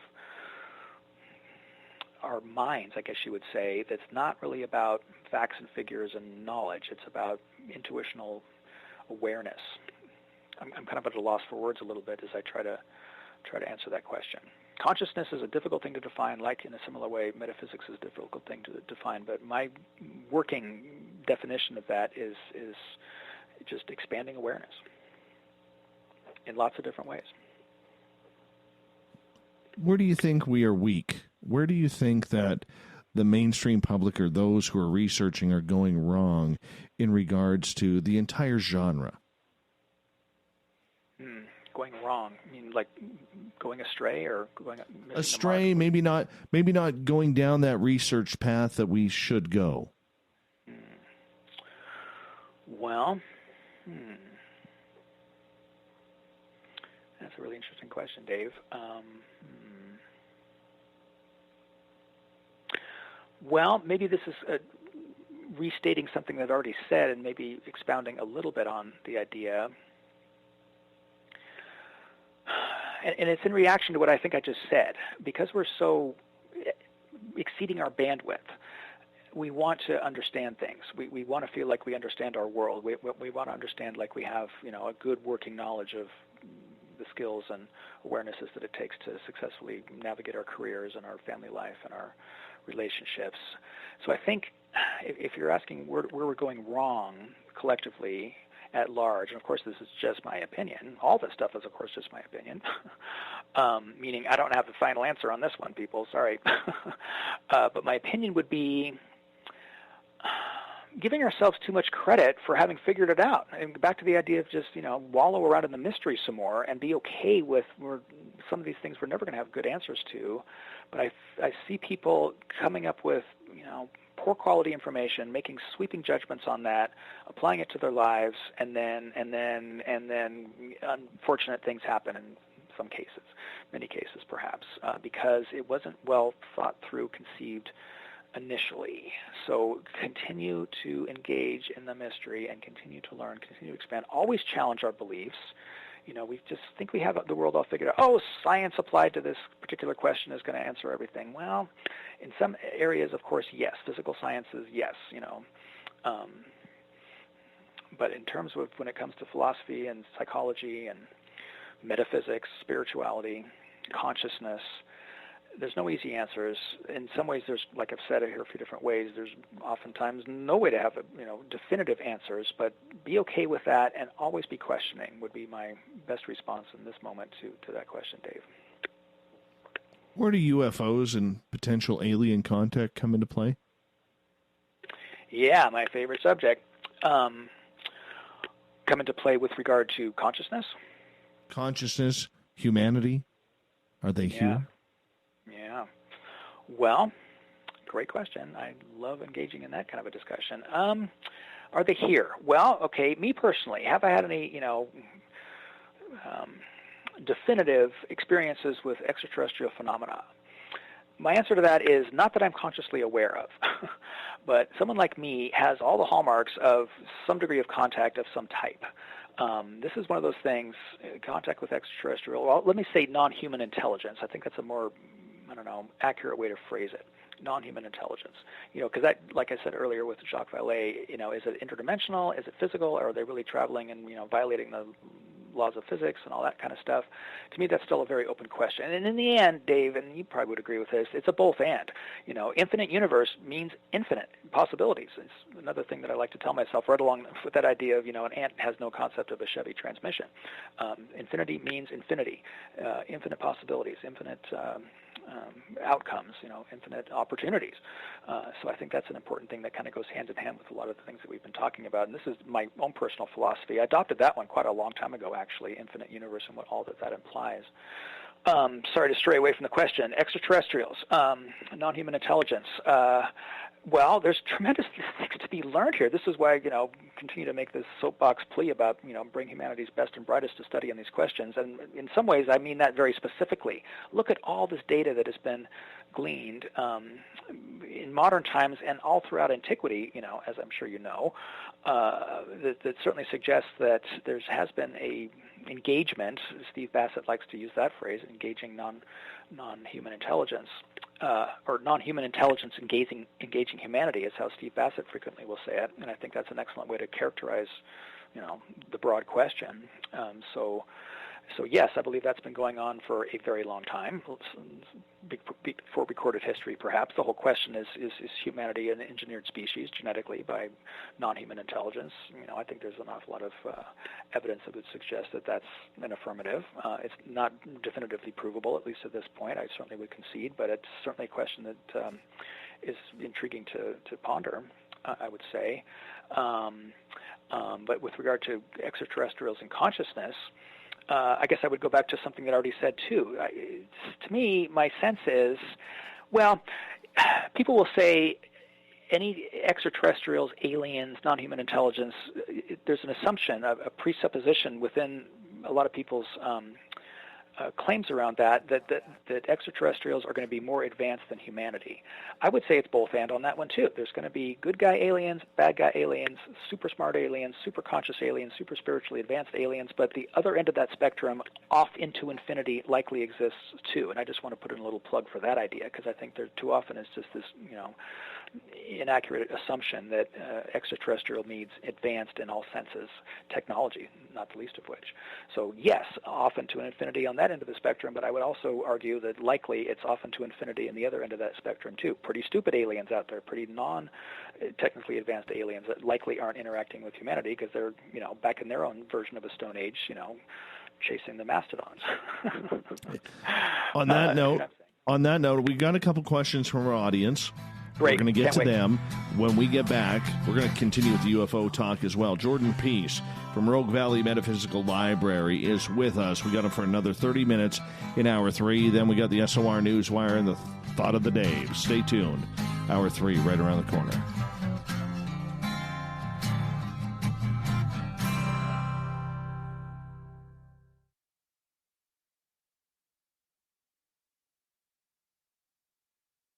Looking for something new to push your limits? Look Beyond the Spectrum, a new docuseries featuring some of the best researchers in the world when it comes to everything from UFOs, government cover-ups, and Bigfoot in the forest. Truth seekers like Steve Bassett, Dr. Jeff Meldrum, Richard Dolan, as well as others all chip in to bring their knowledge to you. Beyond the Spectrum can be found on Amazon as well as Tubi TV. Tell us what you think on our Amazon page.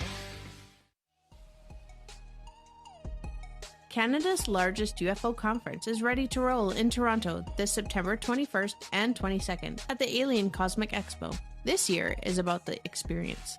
Listen to the stories of Dave Scott, Travis Walton, Paula Harris, Grant Cameron, Ryan Stacey, Richard Dolan, Leslie Mitchell-Clark, and more.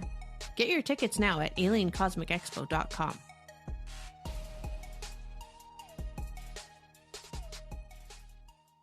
Coming soon to our website, spacedoutradio.com, is the SOR Space Travelers Club. For just $5 a month, you can get into a private area on our site where you can hang with other listeners in our chat room, post in our forum, and check out a bunch of exclusive content and store that won't be found anywhere else, including a nightly after-show party with Dave. It's going to be the best $5 a month you're going to spend. The SOR Space Travelers, only at spacedoutradio.com. At spacedoutradio.com, we have a little bit of everything for you to stay up late. So while you're there, check out our SOR Newswire, where our team brings you stories of the weird and strange to the WTF from around the globe.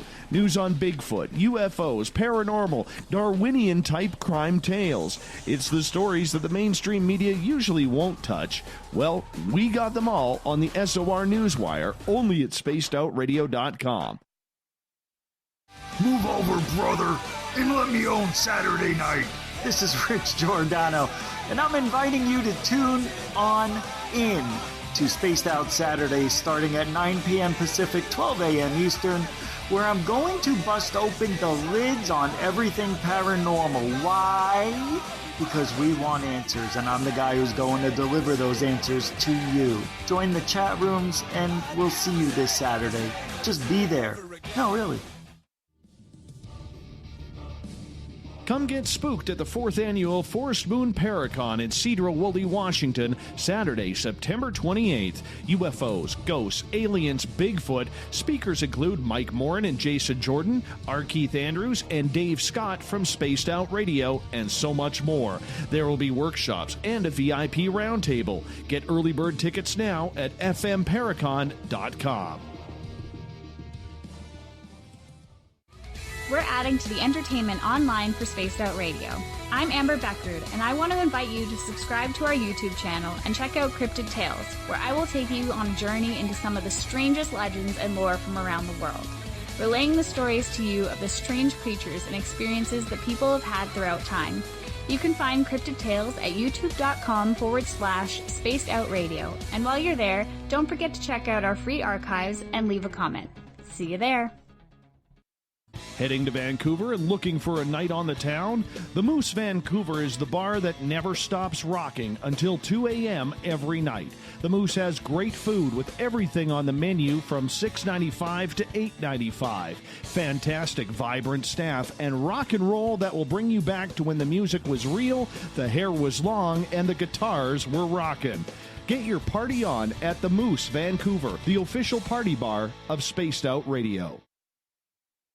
Hello, this is your guitar man, Ron Bumblefoot Thorne, and I have to tell you, I love the response I get for Little Brother is Watching from Spaced Out Radio fans. It's amazing how music can inspire and make people think deeper about what's going on in the supernatural world. You can head over to my website, bumblefoot.com, to check out my music, my guitar workshops, my touring, even check out some of the hot sauces that I'm working on. And make sure you keep on listening, because with Spaced Out Radio, you know Little Brother is watching.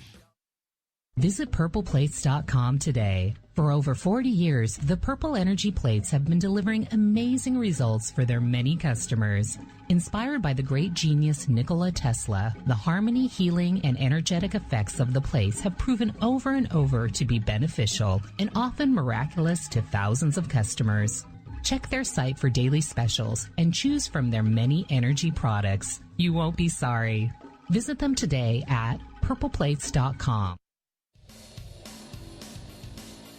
We all know on Spaced Out Radio we love a good beard and mustache, so why not take care of your facial hair with Mighty Moose Beard Oil?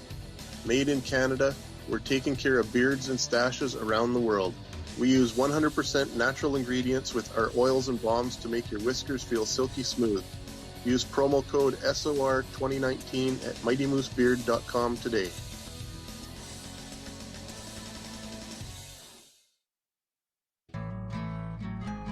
Looking for a place to advertise at a very reasonable cost? Look no further than Spaced Out Radio. SpacedOutRadio.com has an advertising tab that you can click to check out our daily, weekly, and monthly packages to play on the radio, or our website including social media. From commercial spots to banners, we have it all. Check out our competitive pricing today. A timepiece is a reflection of who you are, and what better way to show off the real you than with an Escape watch? Escape is a lifestyle brand accessorizing your days and nights. Choose to escape and create the life of discovery that you deserve. Dream, play, unite with your own personalized Escape watch. Head to escapewatches.com. There is no time like the present to enjoy your escape. Use promo code SMF2017 for your 20% discount today. Every night on Spaced Out Radio, we have places for you to hang out. Hi, this is Carl. Join our SOR Space Travelers group on Facebook for live chat. On Twitter, using hashtag Spaced Out Radio. You can also join us in our Spreaker chat room. Check us out on Instagram at Dave Scott SOR. All of our archives are free on YouTube at Spaced Out Radio. By the way, I'll be watching you at your window until you do. Bye! A little bit of science, a little bit of skepticism. Add a dash of snark and you have the makings of Spaced Out Sundays with me, Everett Thiemer. Together we will look into the reality of the paranormal with an open eye and rational thought. Oh, did I mention there'll be plenty of woo as well? Your time spent with Spaced Out Sundays will make the night even better. The chat rooms are open, 9:06 p.m. Pacific, 12:06 a.m. Eastern, right here at spacedoutradio.com.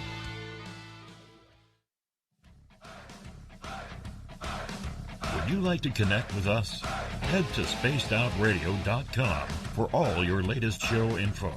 Now, back to Dave Scott and SOR. We're off and running in the third hour of Spaced Out Radio tonight. I am your host, Dave Scott. Thank you so much for being with us. We want to say hello to everyone listening in Dangerfield, Texas, KDNF, AM 1560, WQEE 99.1 FM in Noonan, Georgia, UPRN 107.7 FM in New Orleans, KDUN, AM 1030 in Reedsport, Oregon, and down in Ridgecrest, California, KZFX 93.7 FM. On the digital side, hi to everyone listening in on Kingdom of Nye Radio and Revolution Radio. Great to have you with us. Don't forget, you can check out our free archives at youtube.com/Spaced Out Radio. Just do old Davey the favor, hit that subscribe button. The Desert Clam has set the password for tonight in the SOR Space Travelers Club. Hapaxanthus. Hapaxanthus is your password. Use it wisely, Space Travelers, as a clam sets a password each and every night right here on Spaced Out Radio. Our website is spacedoutradio.com, where we have a plethora of features for you. Go ahead and rock out to Bumblefoot. If you've had an experience you can't explain, fill out a Sightlines report. And, of course, you can always read up on Captain Shirk's SOR Newswire. We got more coming very, very soon. For the final time tonight, we introduce Jordan Pease. He is the executive director of Rogue Valley Metaphysical Library. We're going to continue on with UFOs, but I want to get to a couple of audience questions first, Jordan, if you do not mind. Well, looking forward to it, Dave. Excellent. Excellent. We're going to start off with Joey's here. He is asking, getting back to the whole consciousness aspect, do you consider consciousness an emergent property of the brain or a fundamental property of matter? Ooh, wow. Great question. I'm not sure I'm really qualified. Here's my answer, though. I was talking about the idea of connectedness and kind of the Gaia hypothesis, that the Earth itself is a conscious entity in itself. So in the idea of, is it just a property of mind or is it a property of matter? My personal opinion would be that it's both, that it's non sentient objects, like a rock, for example, sometimes cited, has a consciousness unto itself that is a consciousness. I know that's kind of a controversial or unsupportable, I guess I mean to say, answer, but my intuitional sense, if I can go back to that, is that there's a consciousness of anything that we can perceive has a degree of consciousness that might just be a, like a holographic fractal or fraction of the idea of the whole Earth has a consciousness unto itself. I don't know if that's a satisfactory answer to the listener. All right, let's move on here. As PBR is asking, what is your definition of infinite? Infinite. Well, as I've said it to other people in conversations like this, well, what is my definition of infinite is the question? Well, infinity means infinity, meaning there is no limit, there is no end. There's my answer to that. Infinity means infinity, in almost a mathematical sense. The infinity symbol in a mathematical equation has a ramification to how you solve that equation. I'm not a mathematician, so I can't really speak much beyond that, but my understanding and my personal definition of infinity means no limit, zero limit. Anything that you can think, it has a place. All right. Follow-up question from PBR. Evidence of alien genetic engineering of humanity. Jordan, can you name one piece of evidence that we have on this planet? Evidence on that? Well, like I hope I included in my answer to that a few minutes ago, evidence, quote unquote, in almost the legal definition of that evidence. Can I offer a bit of evidence in that kind of a context for the idea of humans being genetically engineered or at least modified by non-human intelligence? Can I offer any evidence of that? Well, hard evidence of that.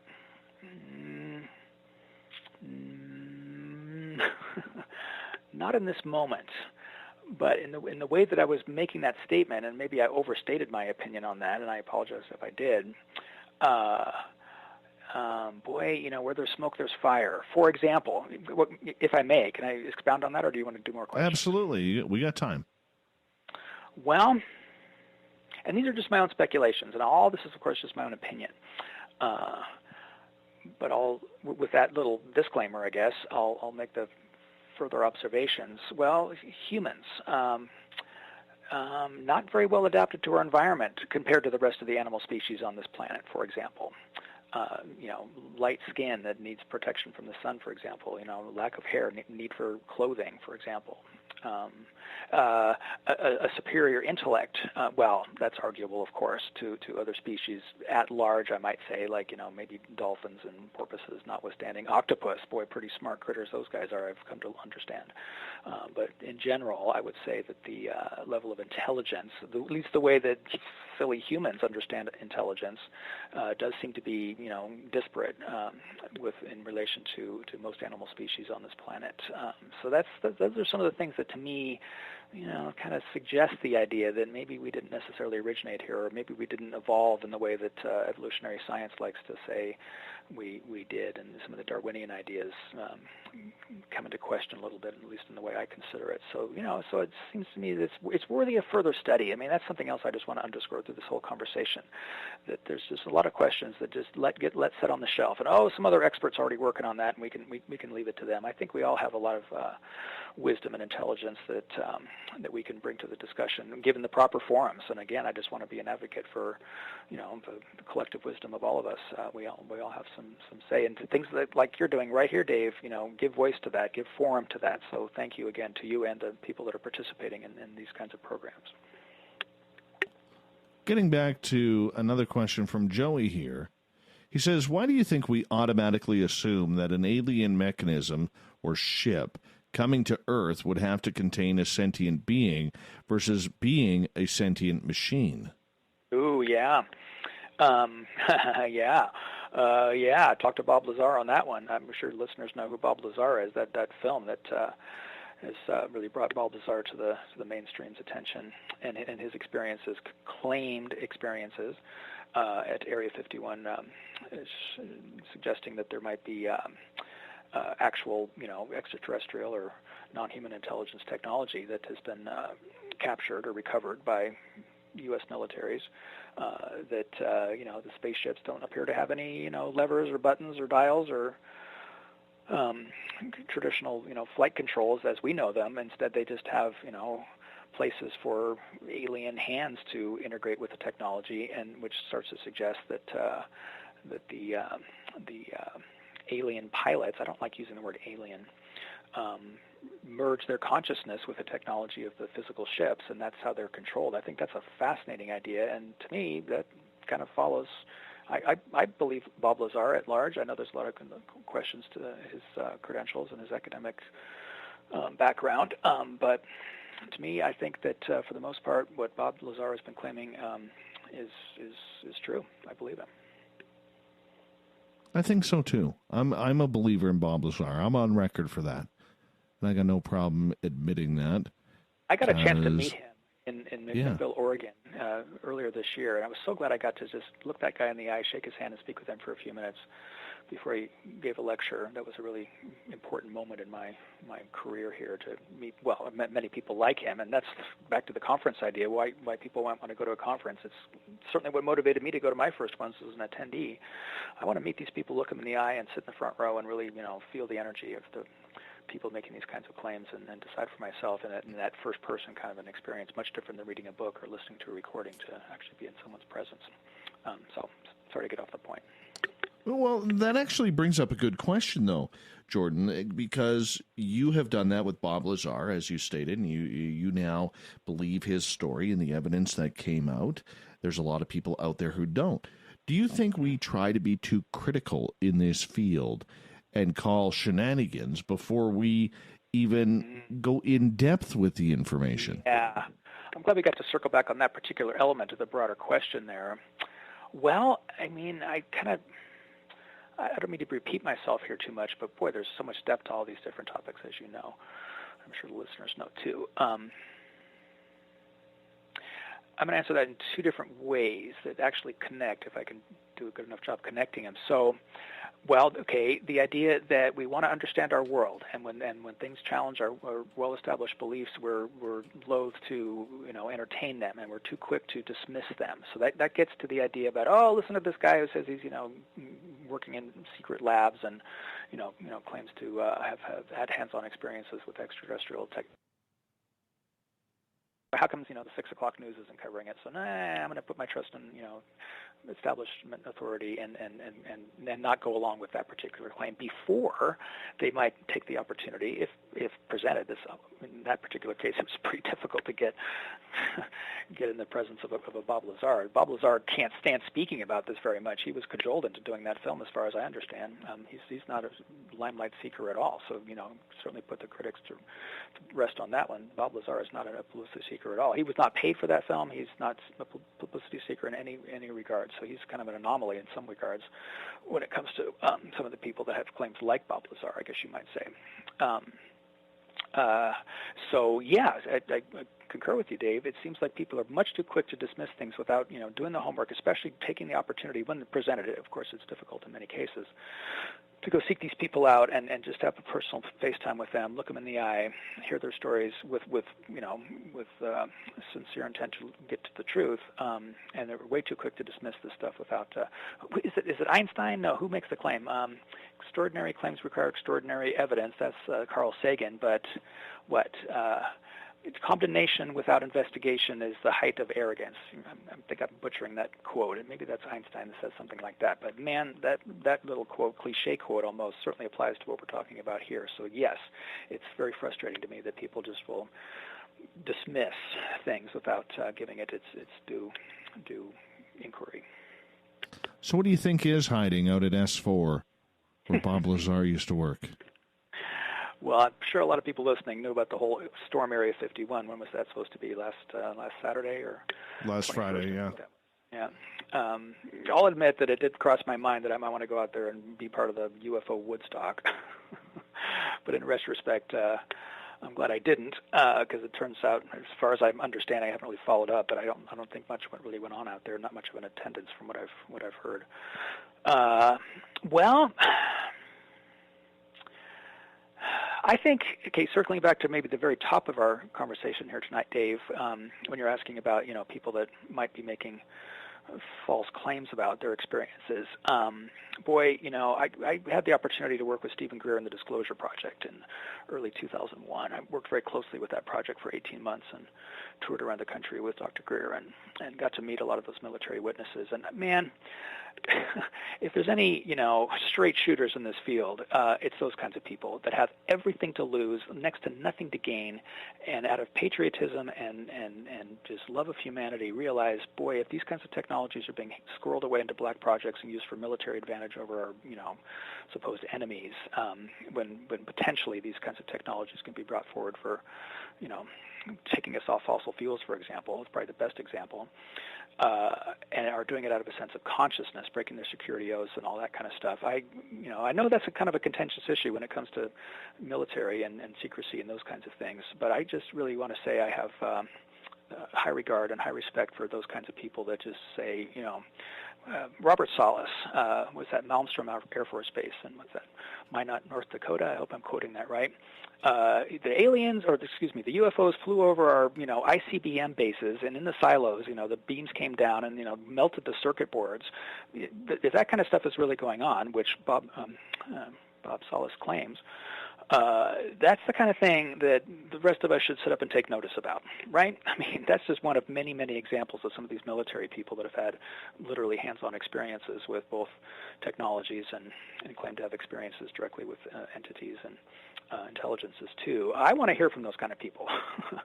Those are trained observers. Those are high integrity kinds of people generally that aren't prone to making up stories and making claims that aren't well supported by their own eyes and their own hands.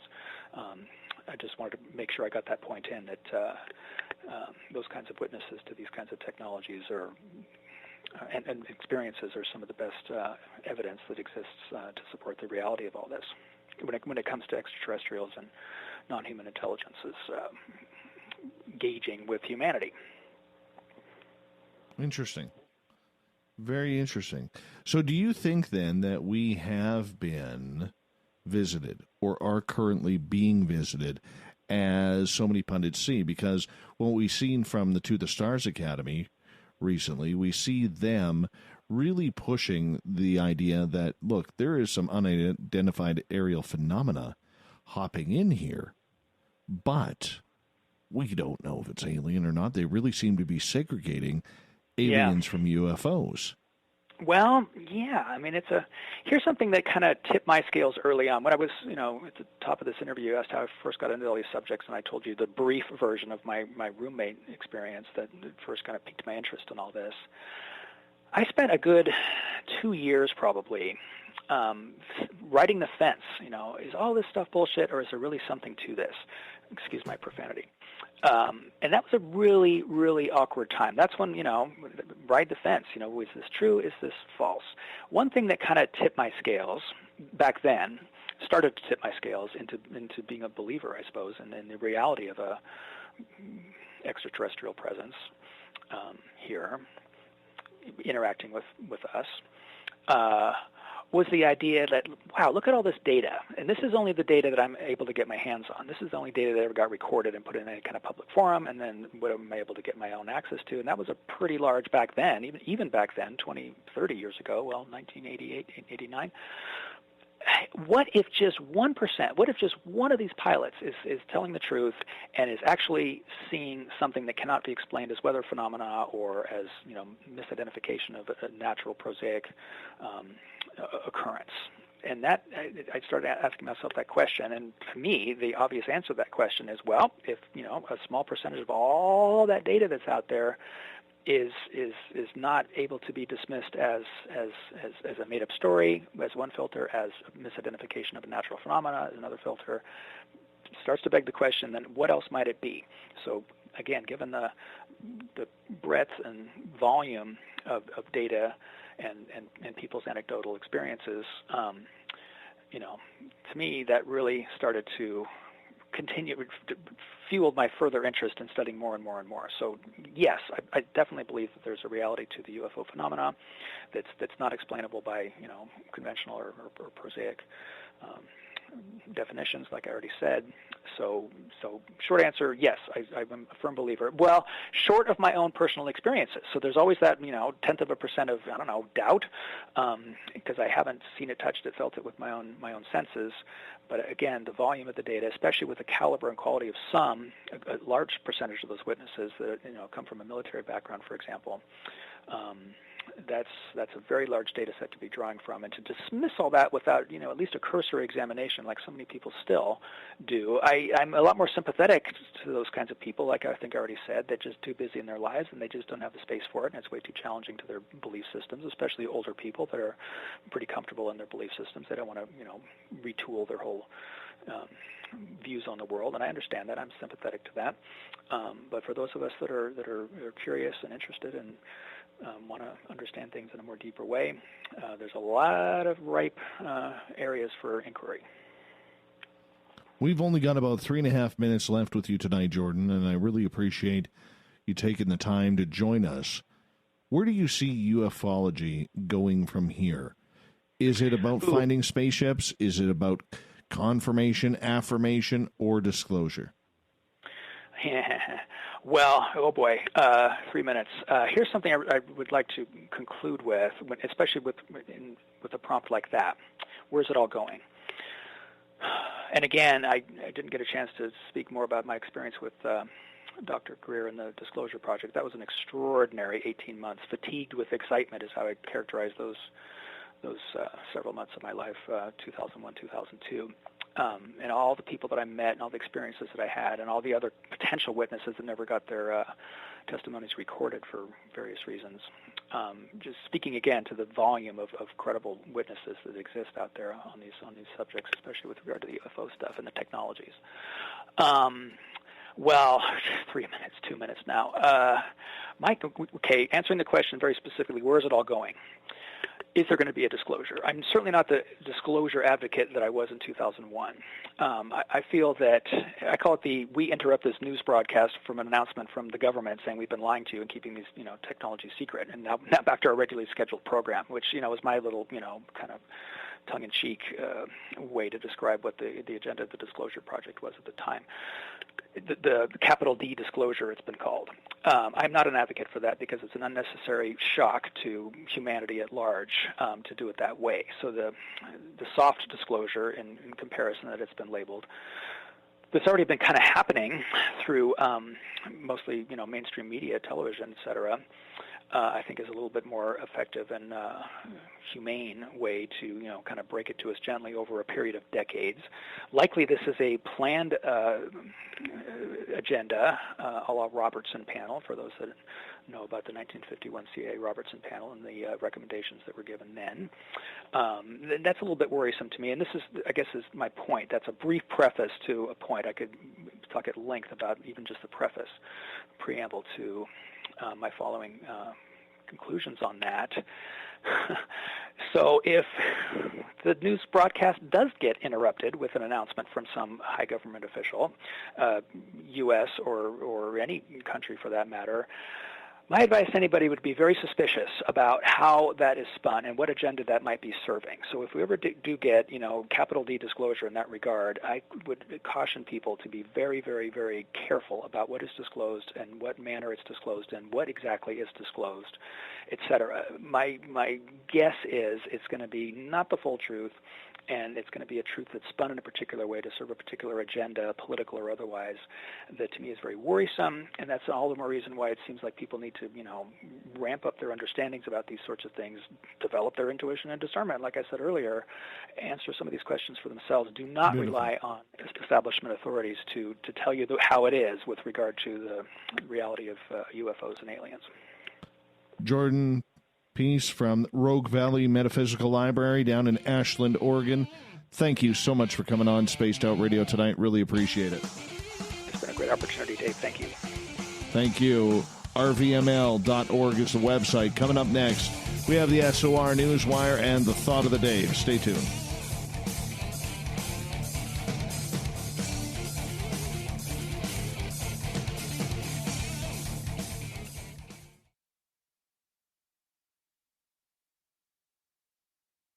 Every night on Spaced Out Radio, we have places for you to hang out. Hi, this is Carl. Join our SOR Space Travelers group on Facebook for live chat. On Twitter, using hashtag Spaced Out Radio, you can also join us in our Spreaker chat room. Check us out on Instagram at Dave Scott SOR. All of our archives are free on YouTube at Spaced Out Radio. By the way, I'll be watching you at your window until you do. Bye! Come get spooked at the 4th Annual Forest Moon Paracon in Cedar-Woolley, Washington, Saturday, September 28th. UFOs, ghosts, aliens, Bigfoot. Speakers include Mike Morin and Jason Jordan, R. Keith Andrews, and Dave Scott from Spaced Out Radio, and so much more. There will be workshops and a VIP roundtable. Get early bird tickets now at fmparacon.com.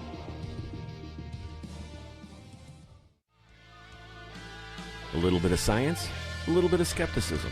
Add a dash of snark and you have the makings of Spaced Out Sundays with me, Everett Thiemer. Together we will look into the reality of the paranormal with an open eye and rational thought. Oh, did I mention there'll be plenty of woo as well?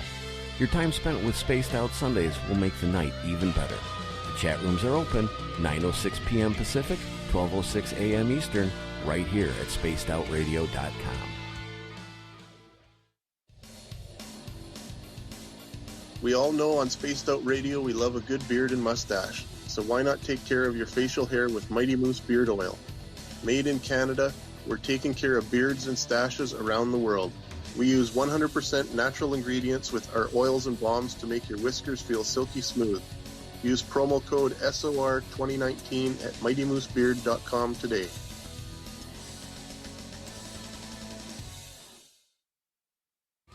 We're adding to the entertainment online for Spaced Out Radio. I'm Amber Beckrud, and I want to invite you to subscribe to our YouTube channel and check out Cryptid Tales, where I will take you on a journey into some of the strangest legends and lore from around the world, relaying the stories to you of the strange creatures and experiences that people have had throughout time. You can find Cryptid Tales at youtube.com/spacedoutradio, and while you're there, don't forget to check out our free archives and leave a comment. See you there. Move over, brother, and let me own Saturday night. This is Rich Giordano, and I'm inviting you to tune on in to Spaced Out Saturdays starting at 9 p.m. Pacific, 12 a.m. Eastern, where I'm going to bust open the lids on everything paranormal. Why? Because we want answers, and I'm the guy who's going to deliver those answers to you. Join the chat rooms, and we'll see you this Saturday. Just be there. No, really. At spacedoutradio.com, we have a little bit of everything for you to stay up late. So while you're there, check out our SOR Newswire, where our team brings you stories of the weird and strange to the WTF from around the globe. News on Bigfoot, UFOs, paranormal, Darwinian-type crime tales. It's the stories that the mainstream media usually won't touch. Well, we got them all on the SOR Newswire, only at spacedoutradio.com. Heading to Vancouver and looking for a night on the town? The Moose Vancouver is the bar that never stops rocking until 2 a.m. every night. The Moose has great food with everything on the menu from $6.95 to $8.95. Fantastic, vibrant staff and rock and roll that will bring you back to when the music was real, the hair was long, and the guitars were rockin'. Get your party on at the Moose Vancouver, the official party bar of Spaced Out Radio.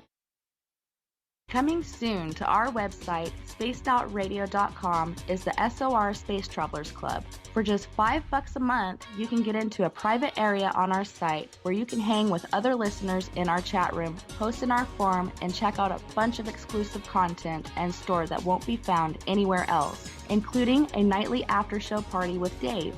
It's going to be the best $5 a month you're going to spend. The SOR Space Travelers, only at spacedoutradio.com. Canada's largest UFO conference is ready to roll in Toronto this September 21st and 22nd at the Alien Cosmic Expo. This year is about the experience. Listen to the stories of Dave Scott, Travis Walton, Paula Harris, Grant Cameron, Ryan Stacey, Richard Dolan, Leslie Mitchell-Clark, and more. Get your tickets now at aliencosmicexpo.com.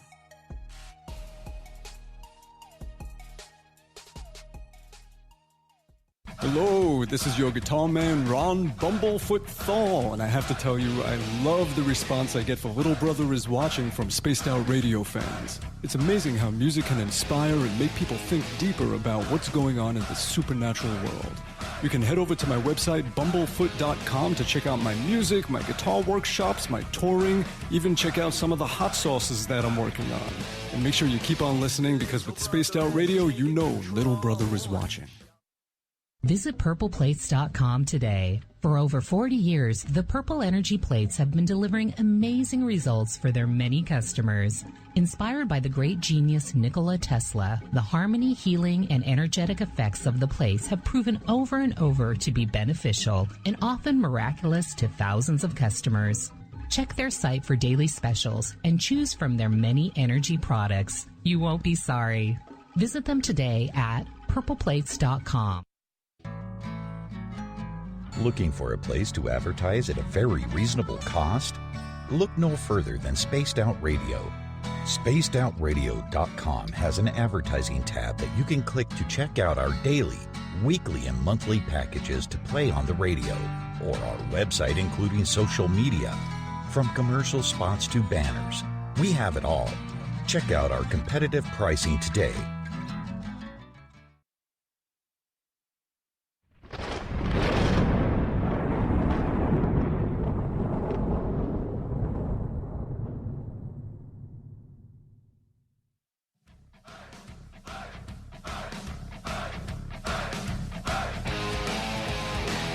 We've rounded third. We're heading for home tonight on Spaced Out Radio. I am your host, Dave Scott. Little Richie G will be hosting the SOR Paranormal Roundtable tomorrow night, as I will be making my way down to Washington State for the Forest Moon Paracon on Saturday the 28th at Cedar Woolley, Washington. You can go to fmparacon.com, check out the advertising there on their website, find out. I want to meet you. So come on down if you have the opportunity. Hey, our website, spacedoutradio.com, got a plethora of features there for you. Rock out to Bumblefoot. You can also, if you've had a interesting experience, fill out an SOR Sightlines report. And, of course, read up on Captain Shirk's SOR Newswire, which is updated daily. Speaking of the news, let's get to it, shall we?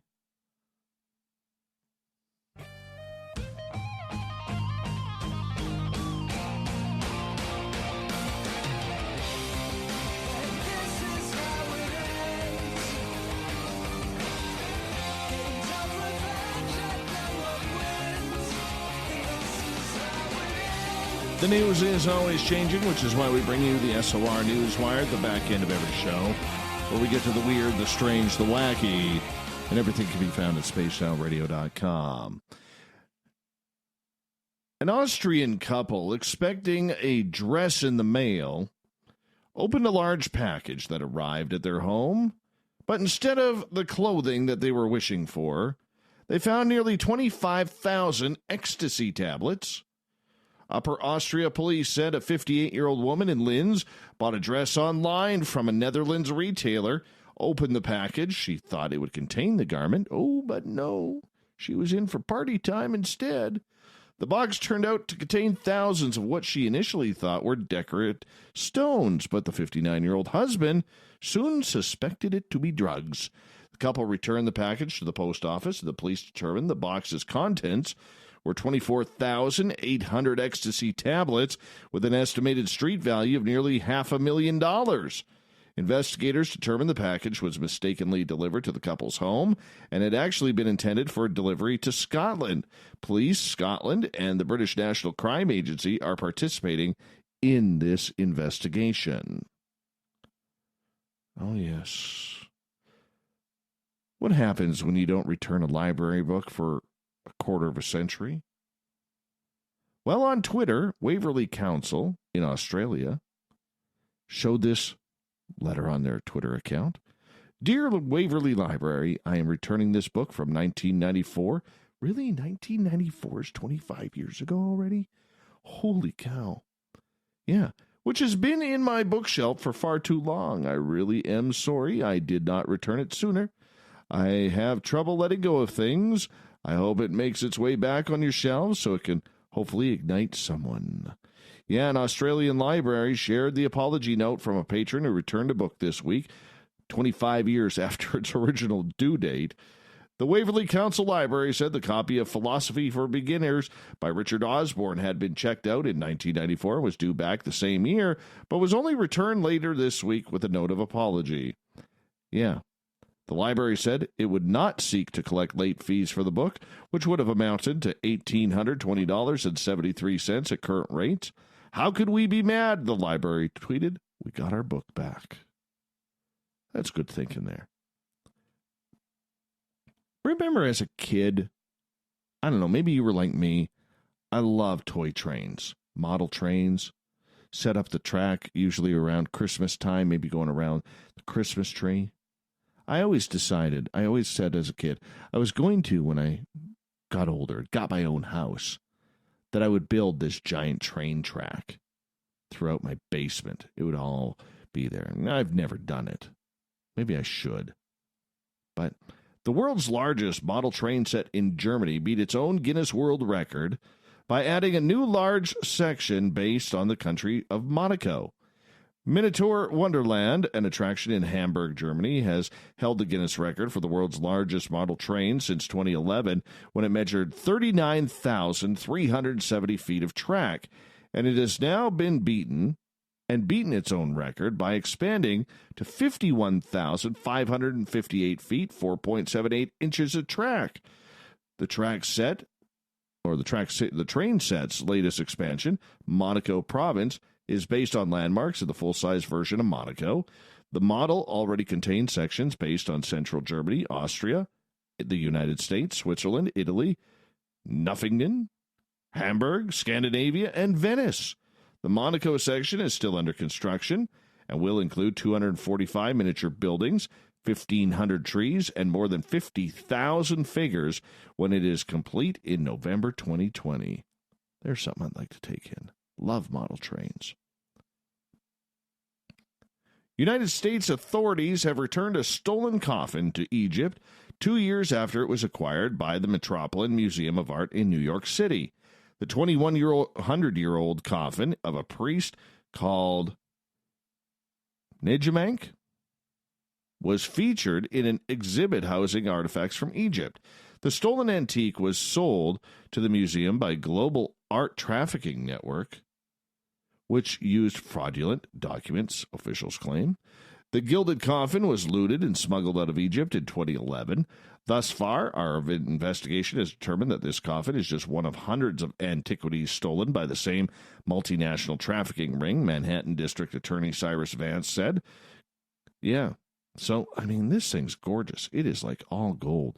The coffin, which dates back to the 1st century BC, was bought by the prestigious museum for $4 million from a Parisian art dealer. It was first shipped to Germany, where it was restored before being transported to France. The museum was given a forged 1971 Egyptian export license, among other false documents, prosecutors told the media. Officials said the grand and ornate coffin had been buried in the country's Minya region for 2,000 years before it was stolen in 2011. This is not only for Egyptians, but this is for our common human heritage, Egyptian Minister of Foreign Affairs Sameh Hassan Shukri said. It will be displayed in Egypt in 2020. Next. Conspiracy theorist Alex Jones should not have been penalized for an angry outburst on his InfoWars website show against an attorney for relatives of some of the Sandy Hook elementary school shooting victims. Jones's lawyer told the Connecticut Supreme Court today. Lawyer Norman Pattis told the justices Jones was exercising his free speech rights during the tirade in June against attorney Christopher Madde, one of the lawyers representing the family in the defamation lawsuit against Jones, InfoWars, and others calling for the school shooting to be a hoax. A lower court judge cited the outburst, which she sanctioned Jones by barring him from filing a motion to dismiss the family's lawsuit, which also included contentious proceedings over Jones's delay in turning over documents to the relatives. Jones appealed the penalty to the Supreme Court, which did not issue a ruling just yet. The sanction came after Jones on InfoWars accused Matai of planting child pornography that was found in email metadata files that Jones turned over to the Sandy Hook family lawyers. Pat has said the pornography was in emails sent to Jones that were never opened. "You're trying to set me up with porn," Jones said on the show. $1 million, you little gang members. $1 million to put your head on a pike. Jones mentioned Matai by name and pounded on a picture of Matai while saying, "I'm going to kill. Anyways, I'm done. Total war. You want it? You got it." Joshua Koskoff, a lawyer for the Sandy Hook family suing Jones, says there were safety concerns after Jones's comment. This guy's a psychopath. He really is. Just a psychopath. Not a fan. Wouldn't be Facebook friends with him. He might rage and rip off his shirt, turn green like the Hulk. You never know. Just can't trust that. Cannot trust that at all. A Brevard County, Florida man was caught filming the inside of a neighbor's apartment threw a bag full of trash at the victim when confronted, just to get away. Authorities say the victim noticed Randall Tran, 30 years old, was standing outside of his Cape Canaveral apartment. When confronted, Tran attempted to flee the scene, threw a bag of trash down a flight of stairs, striking the victim in the face. According to the arrest reports, deputies said upon their arrival, they found Tran had locked himself inside his apartment and refused to come out for questioning. Tran has since been charged with battery. The arrest report did not list any injuries suffered to the victim. Yeah, cool. Throwing trash at someone. Terrible. Animal rescuers in Australia said a koala was hit by a car and was stuck in the front grille of the vehicle for about 6 miles at speeds up to 70 miles an hour. Yeah, the Port Macquarie Koala Hospital said the female marsupial, dubbed Wazza by staff, was struck by a car on the Pacific Highway north of Kempsey, New South Wales, and ended up stuck in the front grille. Wazza traveled about 6 miles until the car stopped, and the koala was able to free herself. Hospital staff said Wazza was lucky to escape with only minor friction burns on her hind legs. I suspect she pulled her hind legs up, and that's what reduced her energy, or her injuries, Shane Flanagan said. Yeah, she would have had no feet left if she didn't. Flanagan said Wazza is healing quickly and will be returned to the wild once her rehabilitation is complete. How do you not know that you nailed a koala? Or any animal, for that matter? My goodness. I'll tell you this story. There was a girl I graduated high school with. She was up for manslaughter. She was driving drunk, ran over a guy, and dragged him for miles. Apparently, she said she didn't know she hit him. Yeah. How weird is that?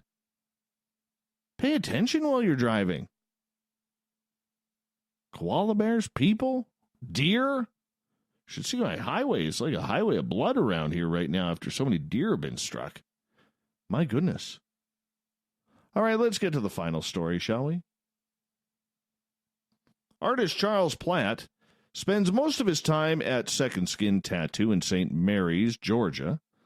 And despite the sleeves and the beard, these men have a soft spot for their customers. I'm a sweetheart, not to toot my own horn. We're the kind of sweethearts. We all like to give back, and yeah, we like to do what we do. We all look rough or whatever, but we're all just people too, Platt says. Platt is trying to make a permanent impact in St. Mary's, and not just through his ink tattoos. The education system kind of hits home. My fiance's a teacher. Mom's a teacher, he said. Platt got word that the Camden County School District was suffering and struggling with school lunch debt for kids who didn't qualify for federally funded lunches.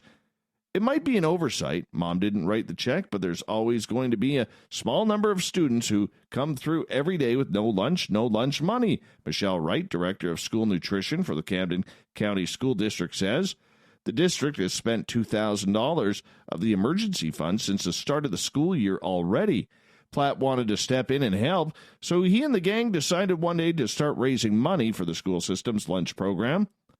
About 200 people went to Second Skin Tattoo recently, get some fresh ink. They picked out a preset design, and Half of what they spent went towards the school lunch system. And then when we raised $8,100, it was really just, wow, I was blown away, said Platt. The money will pay off lunch charges that students incurred so far and replenish the emergency fund to keep the kids fed. And this means that they still get to eat. And in addition to that, they still get to look like all of their friends going to the lunch line with a full tray, says Wright. Good for them. That is good. Get a tattoo, help feed some kids.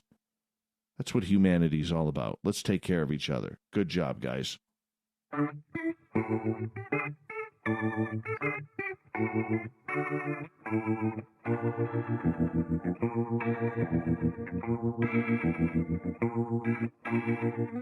Thought of the Day happens every night at this time, where we ask a question on our Facebook and Twitter pages, then read your responses on the air. Why?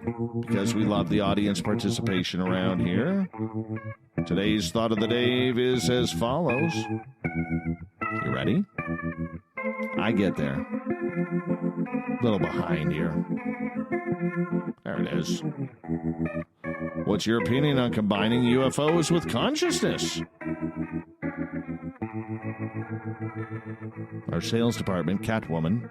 Sure, why not? Everett, like Kit from Knight Rider?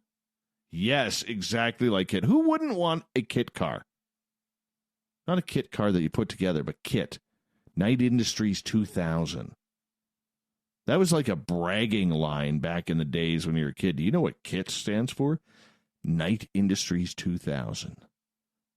David Hasselhoff was so badass back then. So badass. John, every good poker game needs an ante. UFO Jesus, otherwise known as Ryan. You need a shave, Ryan. Mustache is way too long, longer than the beard. If consciousness is fundamental as some believe, then it wouldn't be surprising if much more advanced civilizations learned to harness in sophisticated ways that which is fundamental.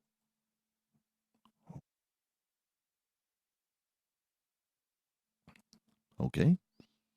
That's the way you feel? That's the way you feel. Q. We're more than flesh and bones. UFOs are more than just metamaterials and aliens. What are they? Joe. Various reports about alien craft being housed at S4 include the inability of our engineers to determine how to operate one or more of those same craft due to their seemingly connection to a pilot having to use their mind to interface with various onboard systems.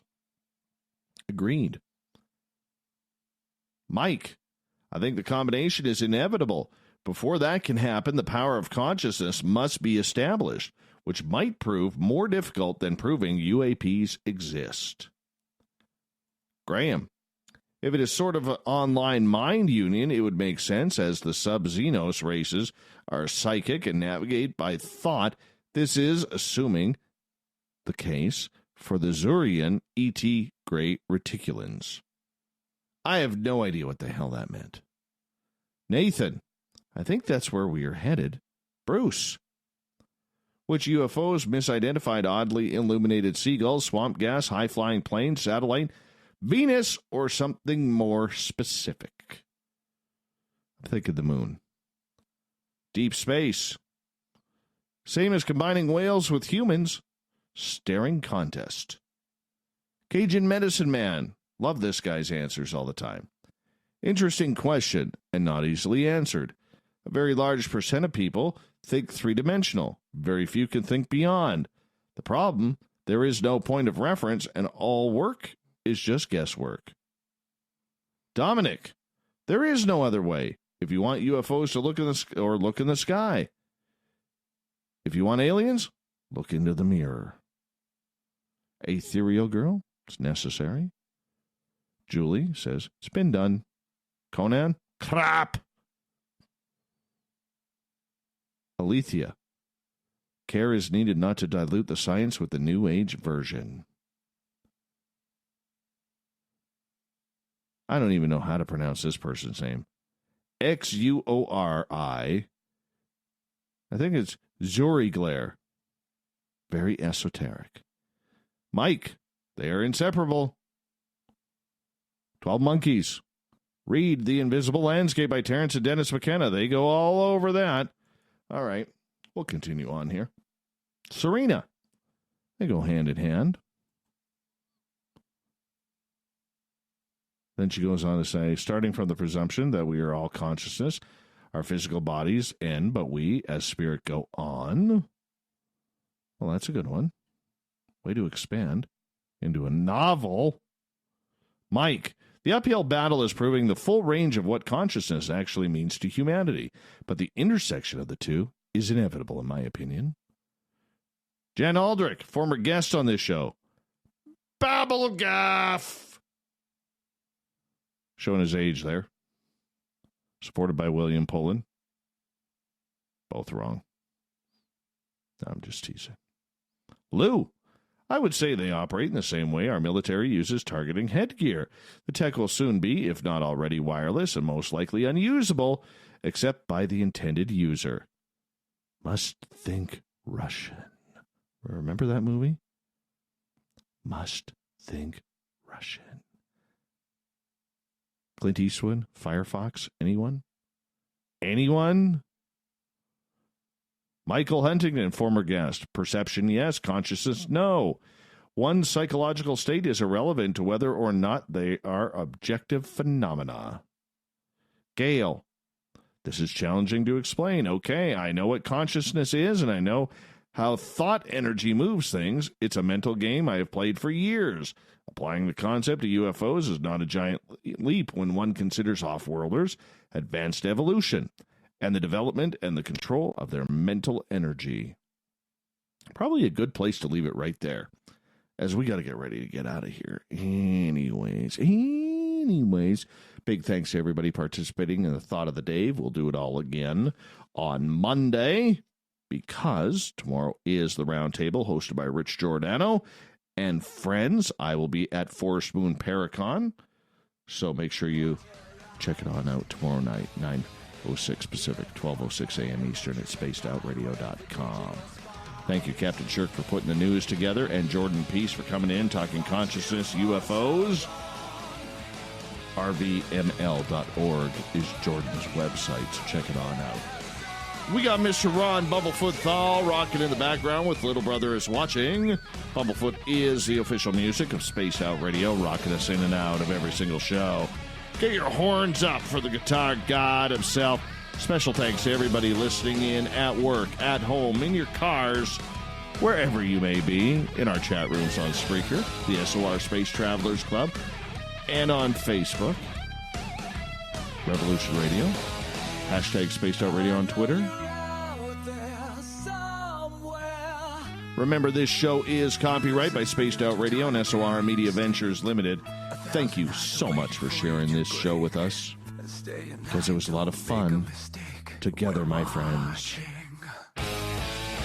We own the night. Spread the word. Make it happen. Mr. Bumblefoot, we need a favor.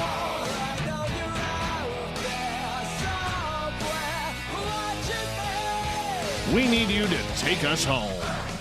Good night. See you Monday. Good night. See you Monday. Good night.